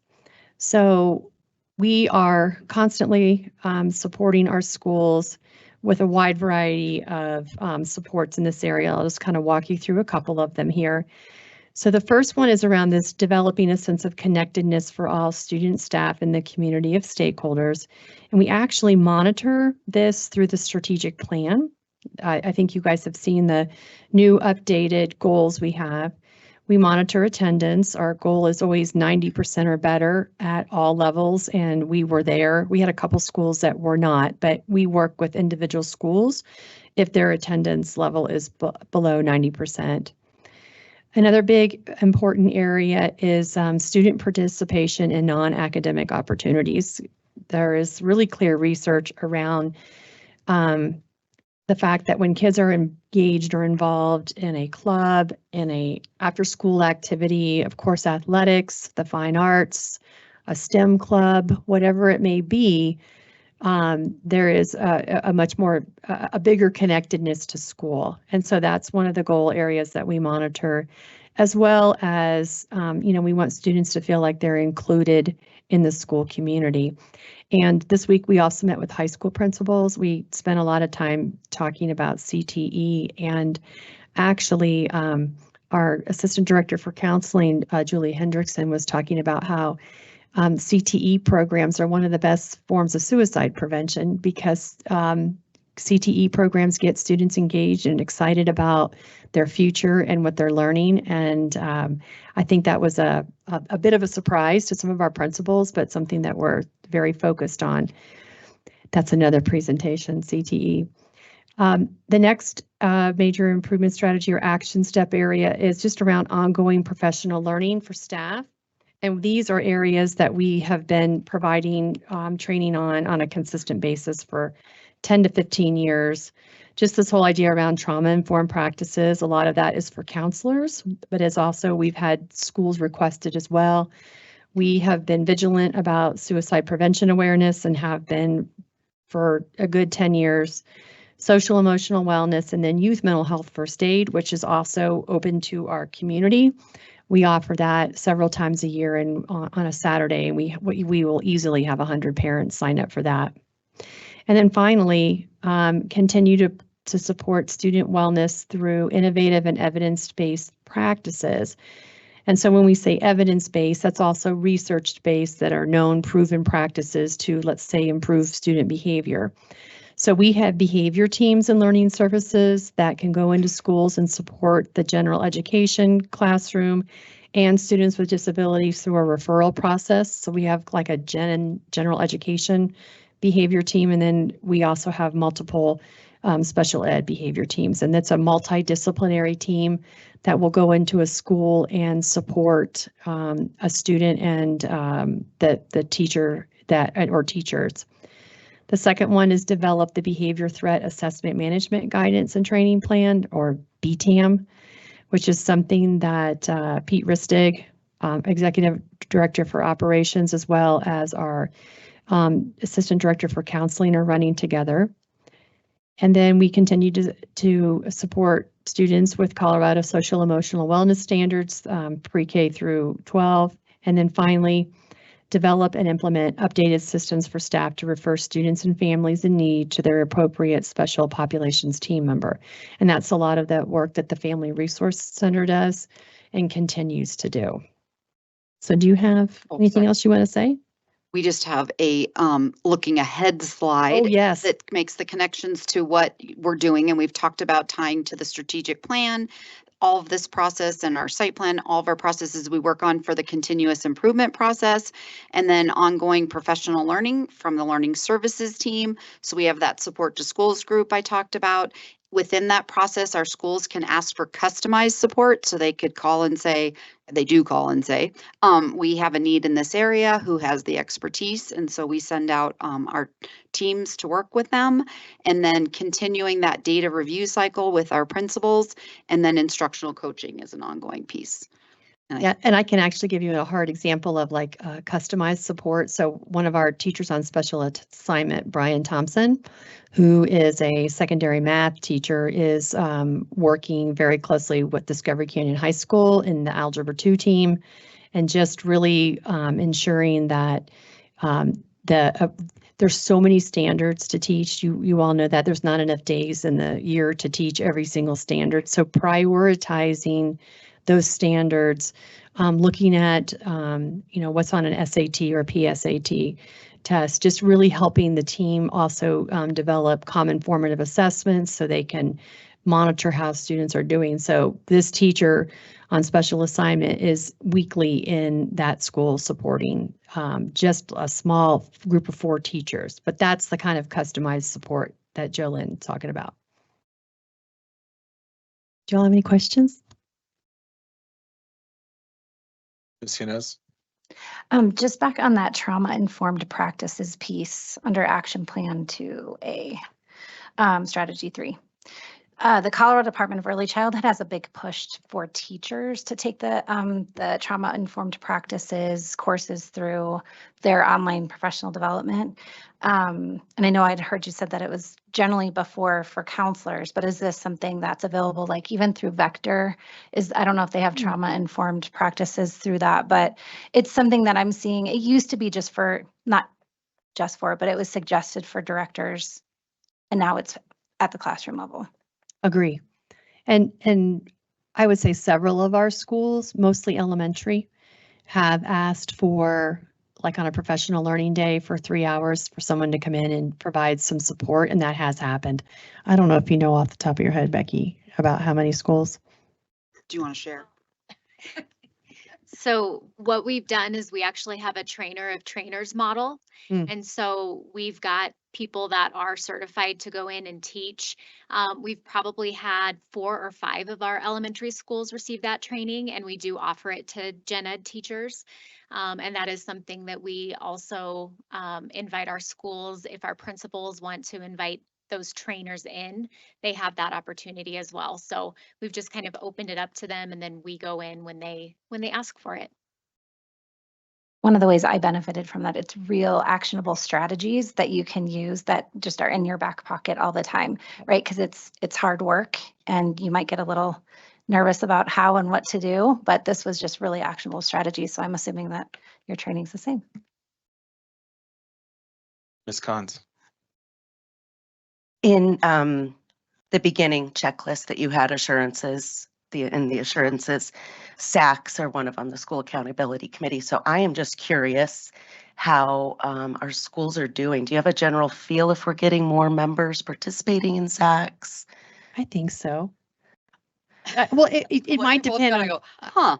I know it Well, varies. I know in the schools that I supervise, they're very active.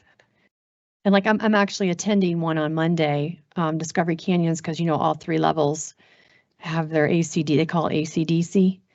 And I'm going to attend theirs on Monday at 4. But I think so. Of course, DAC is very active and very smart and educated and knows all the right questions to ask all those people in that room. But that's a good question, Ms. Cons. I couldn't for sure say at every single school, but I know that we have a lot of parent engagement. Good. I didn't mean to put you on the Well, it's spot. okay. It just made me think about how they're doing. I feel like I'm seeing a lot more principals putting it in their weekly newsletters, inviting on a constant basis to SAC meetings. So Well, and that's I a was good thinking, thing. I haven't heard people say we can't get an, like sometimes that's an indicator too. Like there's been in my career, I've been here as long as Mr. Schmidt, longer than Mr. Don, maybe. No. And there were years where you had a harder time having people participate. And then one thing I would add is we were talking about getting ready for the next session for the Anxious Generation, the book study, and talking about how we can encourage parents to become involved in their community at their school. And so the SAC opportunity being a place that they're trying to connect and learn more about their school and their students. So there are conversations, but we could certainly get numbers if that would be of interest. You know how much I like numbers. If you want, go for it. But thank you guys. Okay. Any other questions? Can I just make one other comment? Absolutely. Superintendent Heber and I were out at Ranch Creek Elementary this week, and Carrie Evans, I just have to give her a shout out for being an incredible instructional leader in this district. We were walking through a first grade classroom. I think it was Miss Colson's classroom. I wrote it down and I'm not sure, but we were watching her take the anchor chart that she had, or T-chart rather, for writing that she had presented the day before. And she was having a group of students create their own under small group supervision, but she had done her whole group the day before. And then the students were using PebbleGo to research and inform. And these first graders she actually had to tell one of the little boys to stop writing so much on his T-chart. It was fantastic. She's like, so you're going to use this to create a paragraph. They were knocking it out of the park. It was fantastic to see. And then we also got to see a 4th grade PLC meet, and they were going over Dibbles data, and they were looking at middle of the year versus end of the year, where do we need to be, and drilling down into those individual students and having those conversations. And I have to say, I was teaching in the district when PLC was like rolling out, and it felt a little clunky, and it's a little vulnerable to be like, here's my data. I had we kind of had a good laugh because you kind of color code your data, and mine was just this beautiful rainbow. It's like, okay, all right, I need to push everybody to this end of, growth and achievement. But they were doing that work and having those conversations. But most importantly, you could tell that the culture was built, wherein this was just what they do, right? It wasn't prideful or vulnerable. They were really anxious to just help kids. So it was really amazing to see. That is. Thanks. I wrote them down so we can remember to tell people too. We appreciate your support. All right. Anything else? All right. Thank you, ladies. Thank you. All right. Next is our public comment section number 1. The board welcomes the comments of our community members. We greatly value all comments from the public, but in order to adhere to board policy and accomplish the work already on the agenda, the board and superintendent will not respond at the meeting. Speakers may offer appreciation for or criticism of school operations and programs as concern them, but are encouraged to exercise their speech rights responsibly, as they are personally responsible for any legal consequences attributable to their comments, including claims for defamation. Please keep in mind that students often attend board meetings. Speakers' remarks, therefore, should be suitable for an audience that includes kindergarten through 12th grade students, including no use of profanities or obscenities. Comments concerning personnel matters should be directed to the superintendent or board president in writing with your signature. Supplemental written materials can be given to the security guards and they will be delivered to the board secretary. The board president will recognize each speaker, and consistent with GP 4.4, comments will be curtailed if remarks or behavior becomes inappropriate.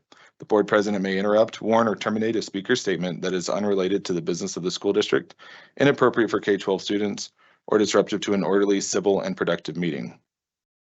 Also, because I see some new faces here, we're asking for the ease of process, not to applaud speakers, or you can wave hands or something so we can keep moving through the the public comment section. Mr. Belcher. 5 individuals. Thank you, sir. Take it away. First up is Frankie Hodgson, followed by Syra Fetter.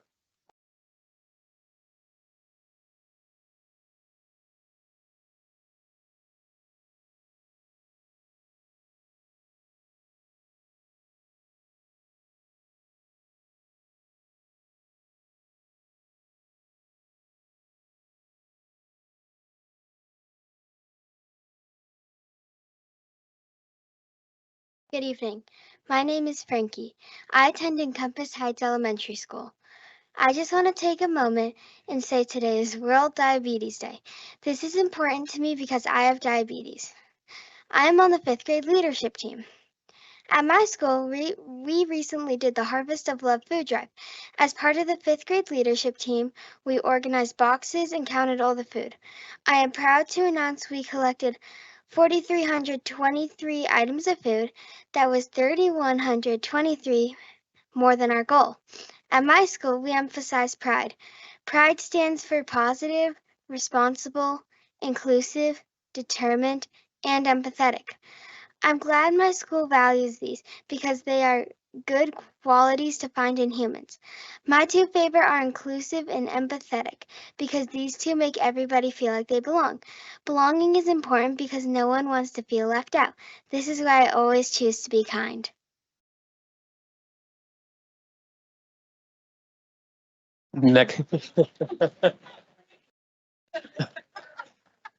Next up is Syra Fetter, followed by Aaron Como.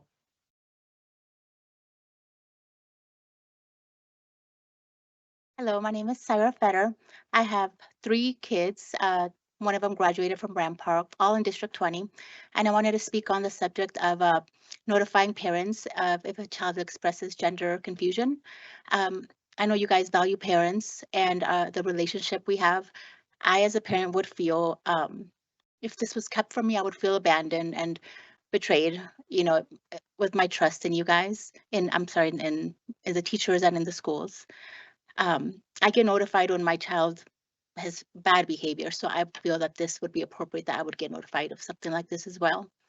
I think we shouldn't give a message that secrets from parents are okay if you're a minor. And I want to ask you that you not relinquish our trust as parents and that you don't turn your back on us. I feel that the future with the children, as far as this goes, is going to fall back on us as adults and as parents, and that's something that we're going to have to answer to. And I just hope you make that choice with wisdom and with courage. And that's it. Thank you. Next up is Aaron Como, followed by Riley Fetter. Hello, thank you very much for having me. This is my first time coming to a board meeting. I've been extremely pleased with the academic excellence and the opportunities for students here. I have 3 children, live on the edge of the district. My wife actually homeschools, but I appreciate this district and everything that you guys are doing, and I agree with the last speaker. And I'm just here as a witness and someone who loves these students and thinking about why people go into education and to pour into people. And I'm a big picture guy, and I think about the difference between building up and pouring into people. And I'm a home builder, so I build. And if I were to build a house and live in it, my name would be on the deed. If I wanted to expand my family, my wife and my DNA would be part of our heritage. And it's not a property thing, but it's a heritage thing, and it's a responsibility thing. And as the last speaker said, getting into if the board ever decides to try to go the way of California and hide these things from parents, that is crossing the line into destruction. There's building up and pouring into people, and then there's destruction. If things like that and gender affirming care and things like that, if those decisions need to be made, I'm here to say they definitely need to be included in the parents' consent. So thank you guys. And I'm really proud of everything that I've seen here so far. And I thank you for your time and your diligence pouring into the next generation. God bless you. Riley Fetter, followed by Elizabeth Clay Del Rio.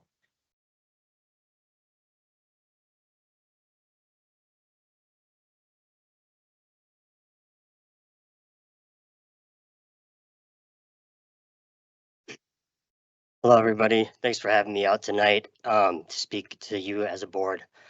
You guys have your own job as, being part of the board. Myself, I'm a business owner. I own a restaurant. I've lived here my whole life, born and bred.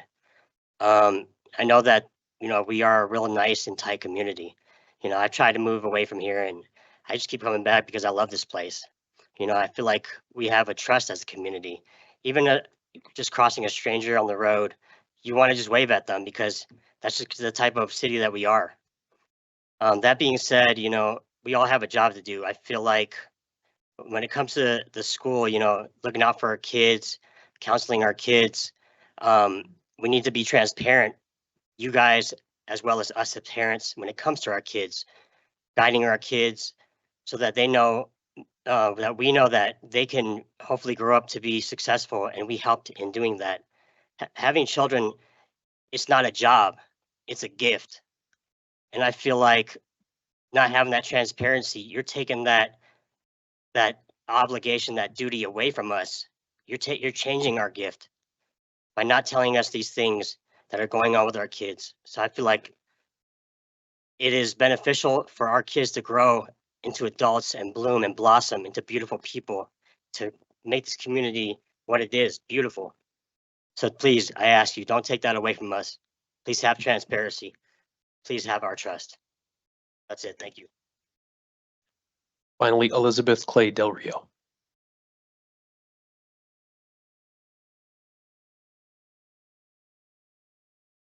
Hi, I'm Elizabeth. I'm 24. I'm a college student. I grew up here. I excelled in all of my classes. I connected in clubs, and I made a lot of genuine friendships in high school that have lasted to this day. But despite all that, I felt a horrible emptiness inside of me that only the love and intervention of a living and loving God could repair. Today, I'm here to pray that the same mercy that he showed me would be shown to all of the students of D20 and everybody that is present at this meeting today. Father God, I pray that you would reside over, in, and through this meeting, that the hope of the living God, the love of the living God, the life of the living God, and the will of the living God would reside in this place. God, you created family. This was your idea. And let no man drive a wedge between that which you have ordained as good. And let no man promote that which you have despised as evil. Your will is perfect and your nature is good. You knit us together in the womb, and you have called each of us by name before we were ever born. Let no one change that about themselves that you have so lovingly and intentionally created, and let no man be convinced that the name by which you have called them is an evil thing. Let no further wedges be driven between the children and their families. Let families be included in the lives of their children, the decisions of their children, and the growth of their children. God, I love you. Thank you for loving us.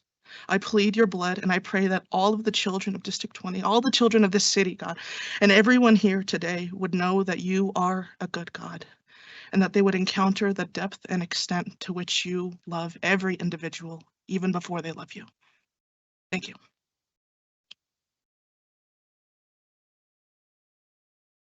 All right, thank you. Next up, item 12A, we need a motion to approve resolution 299-24, acceptance of the audit report for fiscal year 2023-24. Moved. Second. Discussion, please, Superintendent Haber. Yes, this is a huge celebration, this audit report. It was a stellar report, and again, a huge thank you to CFO Becky Allen and Kathy Watts and their entire team. And so Mrs. Becky Allen, Deputy Superintendent as CFO. Thank you. As you know, Colorado state law requires the district to have an annual independent audit of its financial records. Last Friday, the board received the ACFR, which is the Annual Comprehensive Financial Report for fiscal year 23-24. And the ACFR includes the auditor's opinion of the district's financial statements. Earlier this afternoon, the audit committee, which Mr. Salt and Mrs. Kahns attended, met with staff from Clifton Larson Allen, no relation to Becky Allen, to discuss the audit report. So it's my pleasure to introduce Mr. Sam Helwig from CLA, who will present the 23-24 audit opinion. Thank you, Becky. As she said, I really did a good job summarizing it. My name is Sam Helwig. I'm from Clifton Larson Allen, and we just completed and issued the final opinions over the 2024 financial audit. In this document here, the annual comprehensive financial report. So it's quite the document, a ton of work that went in on both sides, but certainly just want to start off by saying thank you to Becky, Kathy, the entire team that worked tirelessly for many months to prepare this document and work with us in getting the financial information that was needed to issue an unmodified audit opinion. So with that, just wanted to relay that our opinions are unmodified over the financial statements for fiscal year 2024. That is not absolute, but it is reasonable assurance that these are fairly stated in all material respects. So with that, happy to take any questions. Thank you. Appreciate you being here and hanging out with us all night. Question about, I know we talked a little bit about this during the audit committee, but I think it's just good to have out in the public portion of this. But could you also talk a little bit about, because the audit really covers the district's financial soundness practices, but you talked a little bit about the charters and the oversight from that. Could you talk a little bit about that for me? Certainly. So within this document, the two charter schools are the Classical Academy and New Summit Charter Academy. CLA also audits the Classical Academy, and New Summit Charter Academy is audited by other auditors. So both of those are referenced within our auditor's opinion. We do place reliance on the other auditors as part of our audit opinion. With that, they have their own sets of internal controls, and all that information does roll up into this document. They are presented as discretely presented component units. So in terms of where you would find those within the basic financial statements, each of those would undergo their own audit in terms of being relayed all the way up into this document. Thank you. Board, any other questions? Thank you again for being here. Would you also relay what you said in our meeting earlier about our amazing finance team, please, and how the process goes as you work with them every year? Certainly. And just to expand on that, within the back of this document is the compliance section, and that really covers our results under government auditing standards. So the formalized, memorialized terms for any findings, any issues that would have been identified that were material in nature would be reflected there. And if you turn back to that section, if you were to find that when you look up the ACFR online, you would see that there were no findings in that regard. So that is kind of point A for determining were there any major issues that were identified during the audit. So that's step one for a clean sheet. But we also wanted to relay that we work with a lot of school districts throughout this fall, really every single year, and to have a clean audit opinion as well as no findings, no audit adjustments or uncorrected misstatements. We don't see it that often. So it's really just a testament to the whole team here and just the tireless work that they do. So just to expand on that, we love coming here as well. So thank you for having us and just working with them is a real, it's a real good process for us in terms of how well an audit can go. I appreciate you sharing that. Ms. Yanez. I'm not sure if this is a question for you or for Ms. Allen, but there happens to be a frog on the cover of this report with a student's name Sam who created it. I think we should maybe give Sam a shout out. I'm not sure. One of the traditions that we have each year is in this ACFR book and in our budget, we use art from the art show. And we go around and take pictures and put lots of different art in our books to always remind us that our work is for kids and to celebrate them. So that's a tradition that's been started well before my time. That was Just also coincidence. No, yeah, I was gonna say that was also discussed earlier that we're rehashing. We had a lot of these conversations already. And if you go, there's more artwork Super on duper each sorry. sections. So you can look through the other ones and there's the monster truck's really awesome. So. All right, any other questions for Mr. Helwig? May I just, am I out of turn? If I Please, could go ahead. please, first of all, Sam, You know, we were reminiscing this afternoon that your first time here working for CLA in Colorado was my first time as a CFO. It's been a pleasure to work with you. We appreciate you always being a resource for us. As you mentioned today, we ask lots of questions because we always want to make sure we're doing things right. And you just always respond quickly and help us understand. Kathy, our total budget is over $600 million. It is rare, your leadership, what you do, everyone in the department. I am so proud to be your teammate, and I cannot think more highly of your leadership or the work that you and Business Services does. And frankly, bookkeepers in the schools, our principals, our leaders, it is a team effort. And you lead the charge, Kathy, and I am incredibly proud. Ms. Allen talked about this being the Super Bowl of the finance department. And I have to say, in the spirit, the holiday season, I picture Elf, the movie Elf, when Santa comes back and they go, all right, great year, everybody. Back to work for next year. And I feel like with the audits and the finance department, it's the same thing. Super Bowl's over, audits in, let's roll. And we're back to it. So appreciate all the work that your team does. I know it's a lot of work throughout the year. This just is an example of just get accolades all the time from your department. We don't take that stuff for granted. We understand the amount of work that goes into the product that we see. So thank you. Pass along to the team. Mr. Hellick, thank you as always for your work. Any other questions? All right, roll call, please. Mrs. Cons? Aye. Mrs. Shandy? Aye. Mrs. Yanez? Aye. Mr. Salt? Aye. Thank you. Thank you.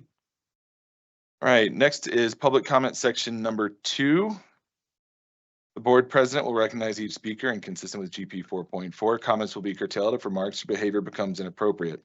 The board president may interrupt, warn, or terminate a speaker's statement that is unrelated to the business of the school district, inappropriate for K-12 students, or disruptive to an orderly and civil, productive meeting. Thank you for your cooperation. Mr. Belcher. We have 6 individuals signed up.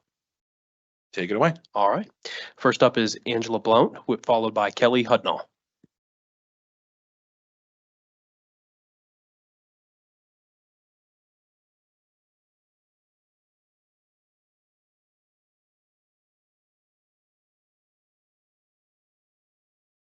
Testing. Okay. Liberty High School's She Kills Monsters had a parental warning that was rated PG-14. After reading why, I knew that I would not be attending, but knew many other young people and families would be. I decided to read the script. Very disturbing. I directed middle and high school shows for 3 decades. Admittedly, it is a challenge to find the right show, but my number one responsibility was for the students. I would not use them on a stage or for a production just to fill seats and to leave them shattered once the curtain closed.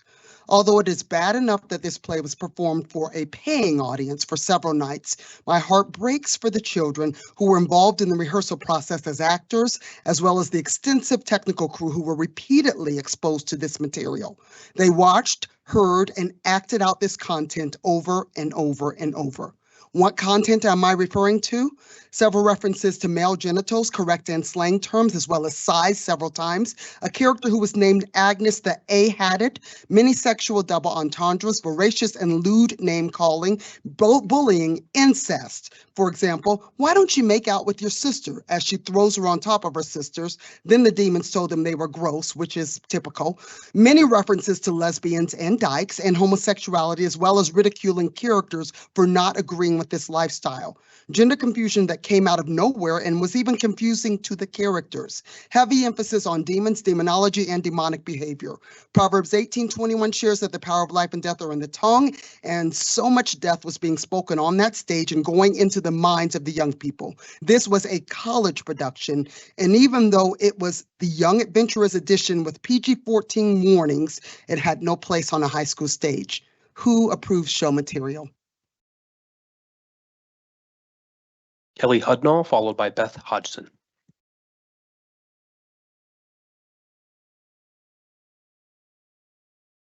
I want to start by saying thank you to all of you for your selfless service serving on this board.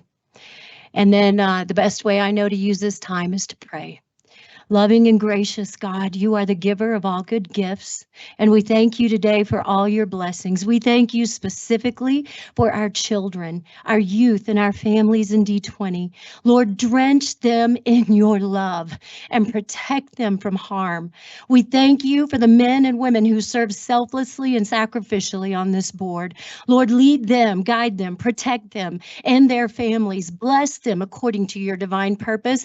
And we pray specifically tonight for Derek Wilburn and for his family. We pray for a rapid and full recovery. Heavenly Father, we ask for your hand of divine protection, guidance, and blessing over all of our D20 schools, students, families, board, and faculty members. We pray for peace and truth to reign in our education system statewide for the protection of every student and family. We acknowledge, God, that you have given parents the first and highest responsibility of leading their children, not the school. We pray for D20 parents to lead well, and we acknowledge the school is here to assist parents with their consent and trust. We turn to you now in humility and dependence, asking for wisdom, guidance, and direction in this meeting and every meeting for the sake of our kids. You formed and shaped each of them in their mother's womb for a divine purpose and destiny, and we are here to partner with you in protecting them, serving them, caring for them, and leading them well with the consent of, full knowledge, and partnership of their parents. Help this team of board members to be wise in the decisions they make for the good of all those who have placed their trust and confidence in their leadership on this school board. Give them insight to lead with integrity, that their decisions may reflect what is right and good. In Jesus' name, amen. Beth Hodgson, followed by Richard Brown.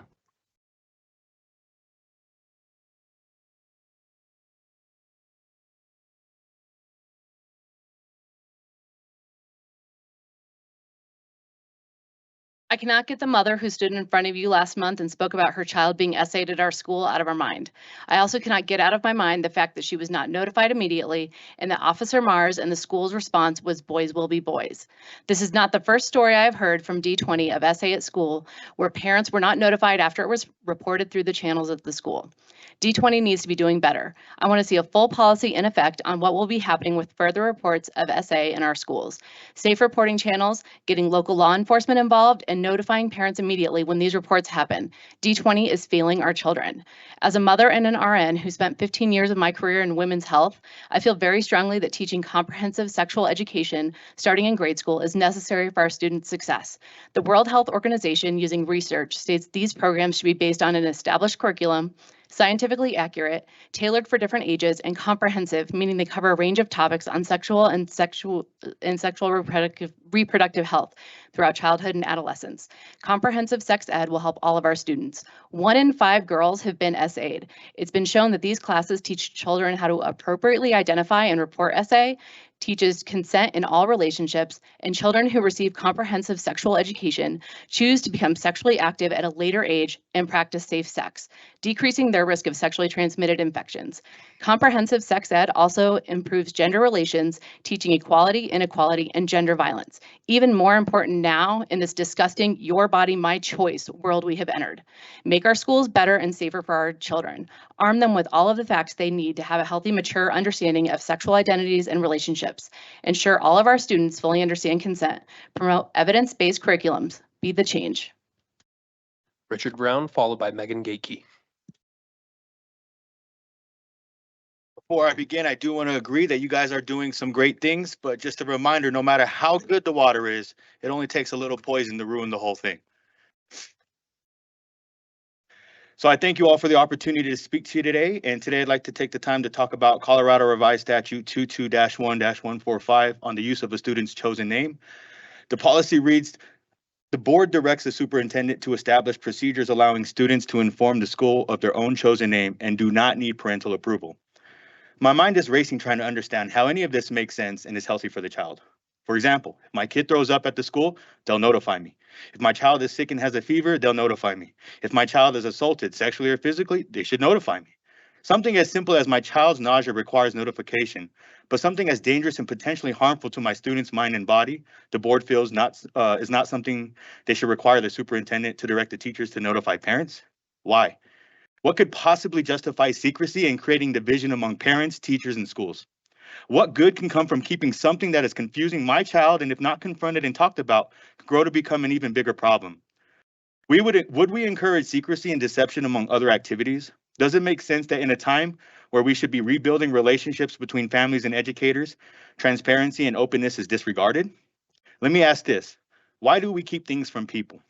What is the overall reason we do not want to communicate something to someone? If we're being honest, it's usually because we're trying to hide something or we don't want something to be revealed.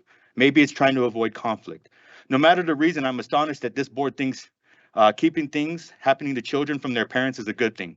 I'm a children's pastor, and if I met any of your children and they mentioned something to me that could potentially harm them and I kept it from you, how would you feel? Regardless of your politics and beliefs, these are our children and not yours. Teachers' jobs are to educate, and what's the school board do? They're the guardians and steward of the public trust. They put the interests of their local community's youth first. Through the policies they adopt, the school board members are ultimately responsible. Megan Gatekeep, followed by Riley Sistrunk.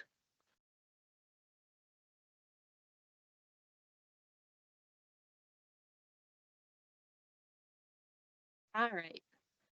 Hi, I'm Megan Gatekeep, mom of 3D20 students. I'm going to take a break this week from talking about raising teacher pay to talk about public comment that was given last month and the concerns it raised with other ongoing issues in the district.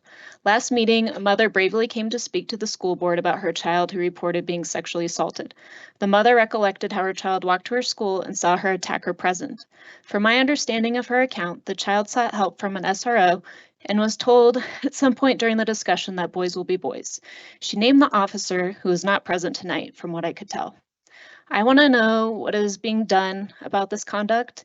It appears Title IX was not properly followed, and then an adult who is supposed to be trusted further injured the victim by commenting on a serious issue with callousness. It was really disturbing to hear that mother's account, and I want to make sure that something like that never happens again. And it's just been weighing on my heart ever since we listened to that. I also wanted to talk about just in social media and inside the military community, we see a lot of people asking about like where they should live and what schools they should go to. And, you know, like we like to be like, yeah, D20, they have strong academics and a lot of programs in our area. And plus it's like close to the installments. But I've also seen a lot of comments about the bullying in schools. And I read an account where a SPED student was filmed without their consent, and then the film was spread across to other students. And there was also a mandatory reporting failure in that incident. I've heard from parents who said they were not informed by staff that their child was facing bullying issues at school. And some parents said they were not told when other students physically touched or hurt their child. So I just would like to see something happen where we're working to make sure these things don't happen anymore. Riley Sistrunk.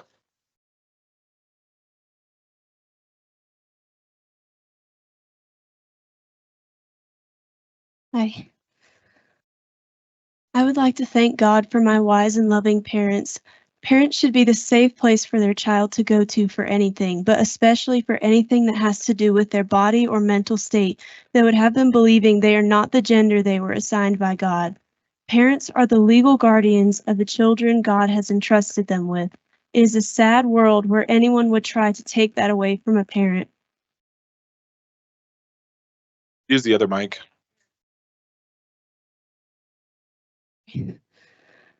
I can't imagine someone advocating for me, a 17-year-old, to be able to keep something like that from my parents, yet here we are.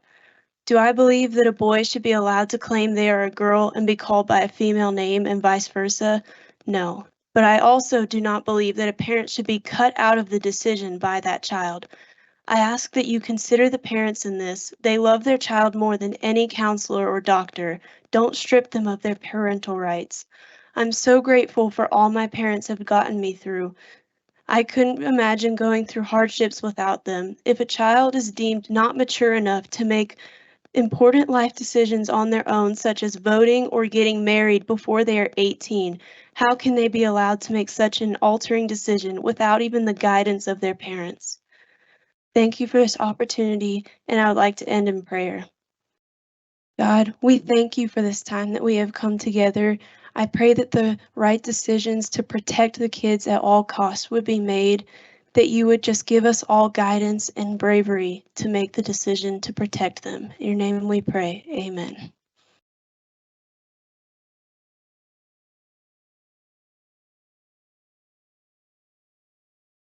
Great, thank you. Superintendent Haber, do you have any clarifications or next steps? No, I do not. All right, board, was our business this evening focused on activities that promote and honor our mission statement, our belief statements, and our global end statement that reminds us that all students will have the knowledge, skills, and character necessary for successful transition to the next level, and upon graduation will be fully prepared for success? Did the board hear information tonight that would require the review or revision of a policy? Ms. Shandy? It was a good question. Who does approve the show material, just for future knowledge? Superintendent Haber? Yeah, I'd like to take some time to put some things together around that. I mean, it's a building level decision, but we also have some policy and procedure around that. Thank you. Did the board hear information tonight that would require a new policy? Did the board hear information tonight that the board would like to include on a future agenda? Mr. President. Ms. Shandy? I do appreciate, I asked last time to talk about the ACA policy. I appreciate you pushing it back to next month because I wasn't sure I was going to be here or not. So I appreciate you doing that for me, and I look forward to looking at that. So thank you. Absolutely.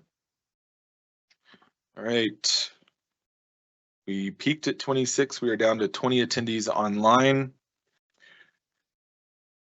We need a motion that the Board of Education convene an executive session pursuant to Colorado Revised Statute 24-6-4024B for the purpose of receiving legal advice on specific legal questions related to administrative policy ACA. While in executive session, the board will not adopt any proposed policy, resolution, regulation, or take any formal action. Lastly, the Colorado Open Meetings Law does not require the board to make record of the executive session in which the attorney is present and providing legal advice per CRS 24-6-402 to D.52B. Moved. Second. Roll call, please. Mrs. Cons. Aye. Mrs. Shandy. Aye. Mrs. Yanez. Aye. Mr. Salt. Aye. The executive session will be held in the superintendent's office, and invited to the executive session are Ms. Becky Allen, Dr. Susan Field, Ms. Haber, Ms. Becky Harris, Mr. Cons, Mr. Salt, Ms. Shandy, Ms. Thompson, and Ms. Yanez. The business portion of the meeting is over. We will take probably about a 7 to 10 minute break to make it upstairs and reconvene in the superintendent's office. Thank you.